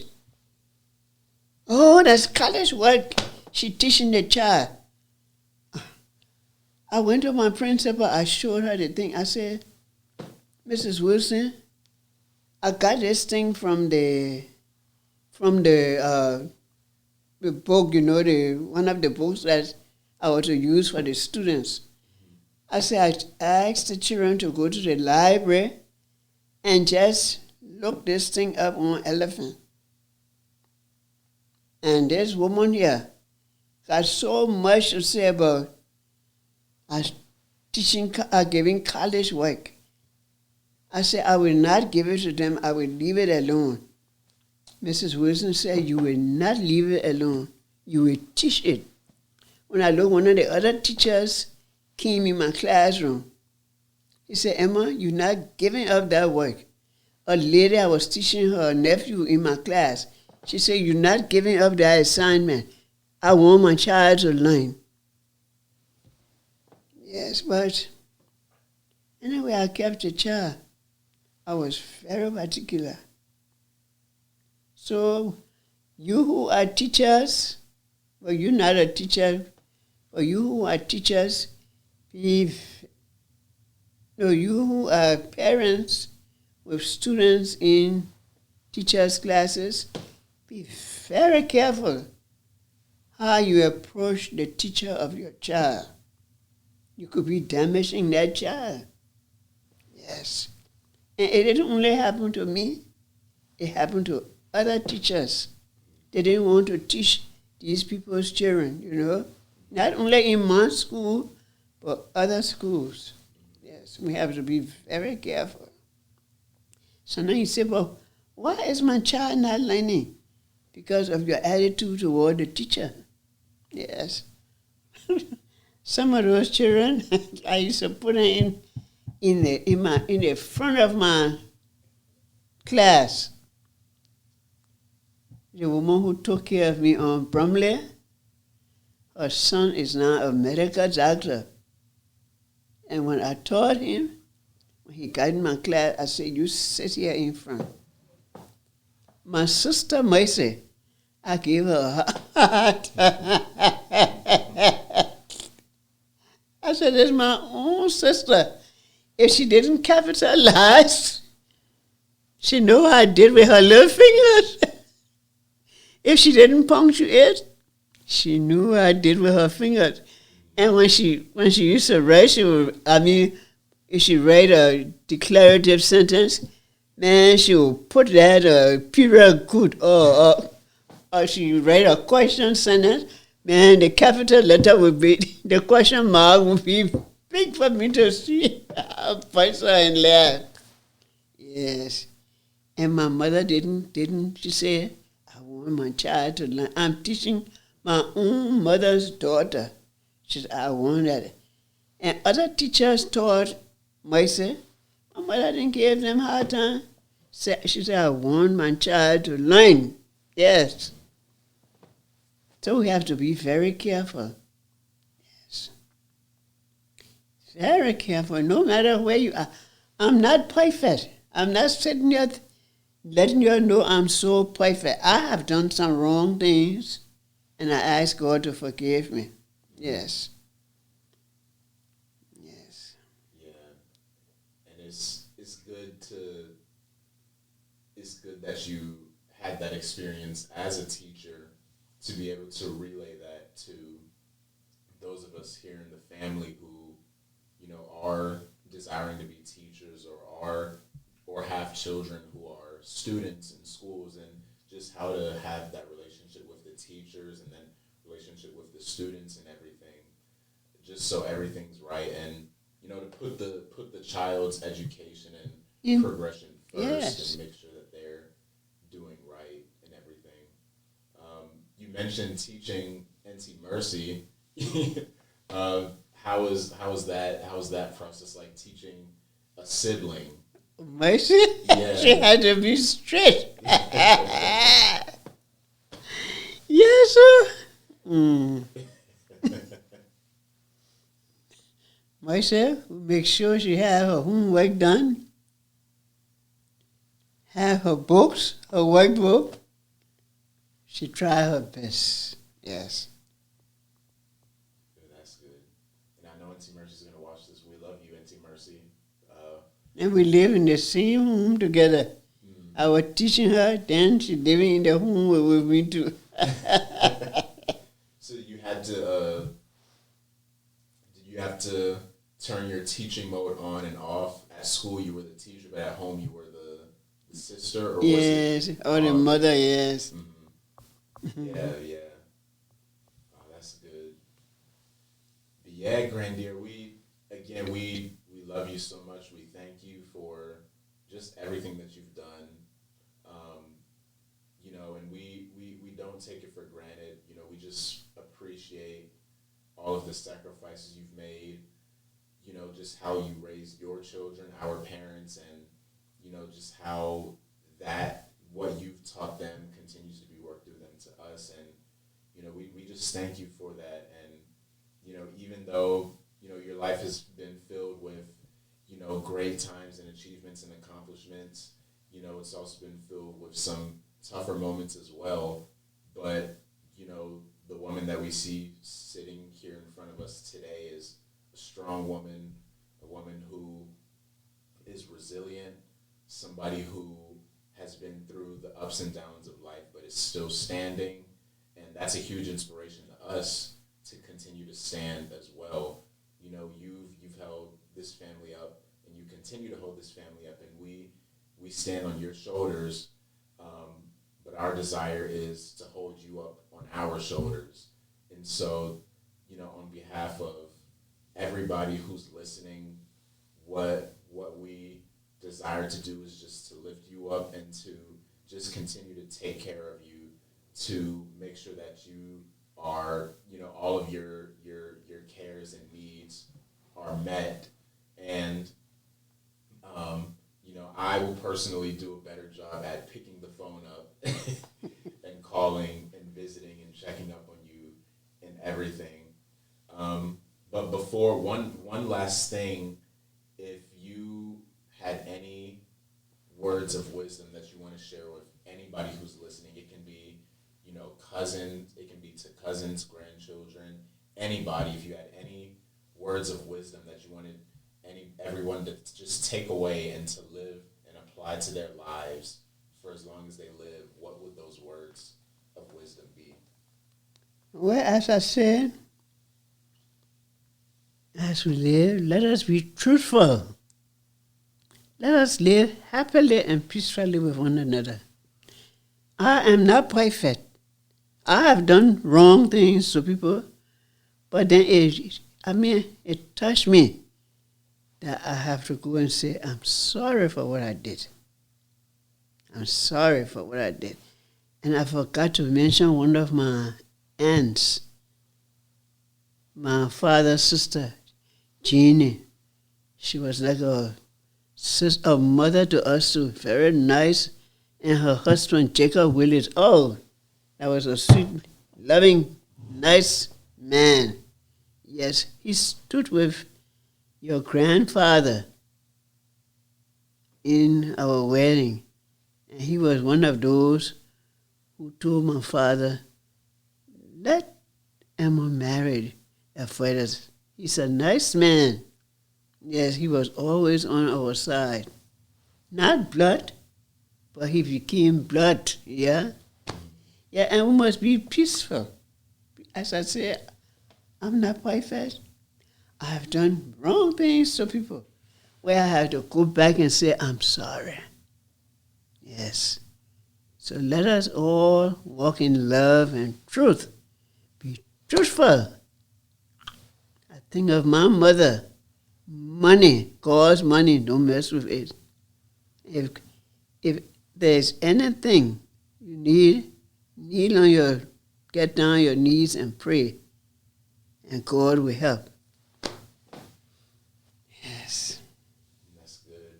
And once again, thank you so much. Don't be surprised if we give you another call and say we want a part 2 now. I mean, happy to. But thank you again, and it's just a huge blessing to not only know you but to be in a part of the family, and we're just thankful. You're one of the strongest women that I know, and that's something that I tell people all the time. There's a lot of strong women in the family, but if you met Grandier, you'll see a whole different level, and so we just thank you so much again for your sacrifices, your commitment, and just your words of wisdom that you continue to share with us each and every day. And, my prayer is that, we can continue to do these things that you were saying, to have peace, to show respect, and to just enjoy each other's presence so that we can appreciate the memories that we have, memories of grandfather, memories of Gigi, memories of Auntie Emma, and everybody. And just to continue to be together as one big family and to support one another in any way that we can. And so, again, as always, we love you, we're here for you, we support you, and thank you for just taking the time to share your story with everybody, with the whole family. And to any future generations who are watching this, I would encourage you to do something similar, get to know everybody and get to just get closer and make sure to pick up the phone to call one another. Make sure to support one another. If there's a need, see what you can do and come together to support that need. And as Grandier said, show respect to one another, try to keep the peace with one another, and even if conflict does arise, come together and fulfill that statement, there's strength in numbers, and resolve that issue and everything. So thank you for everybody who's listening. Love each and every one of you.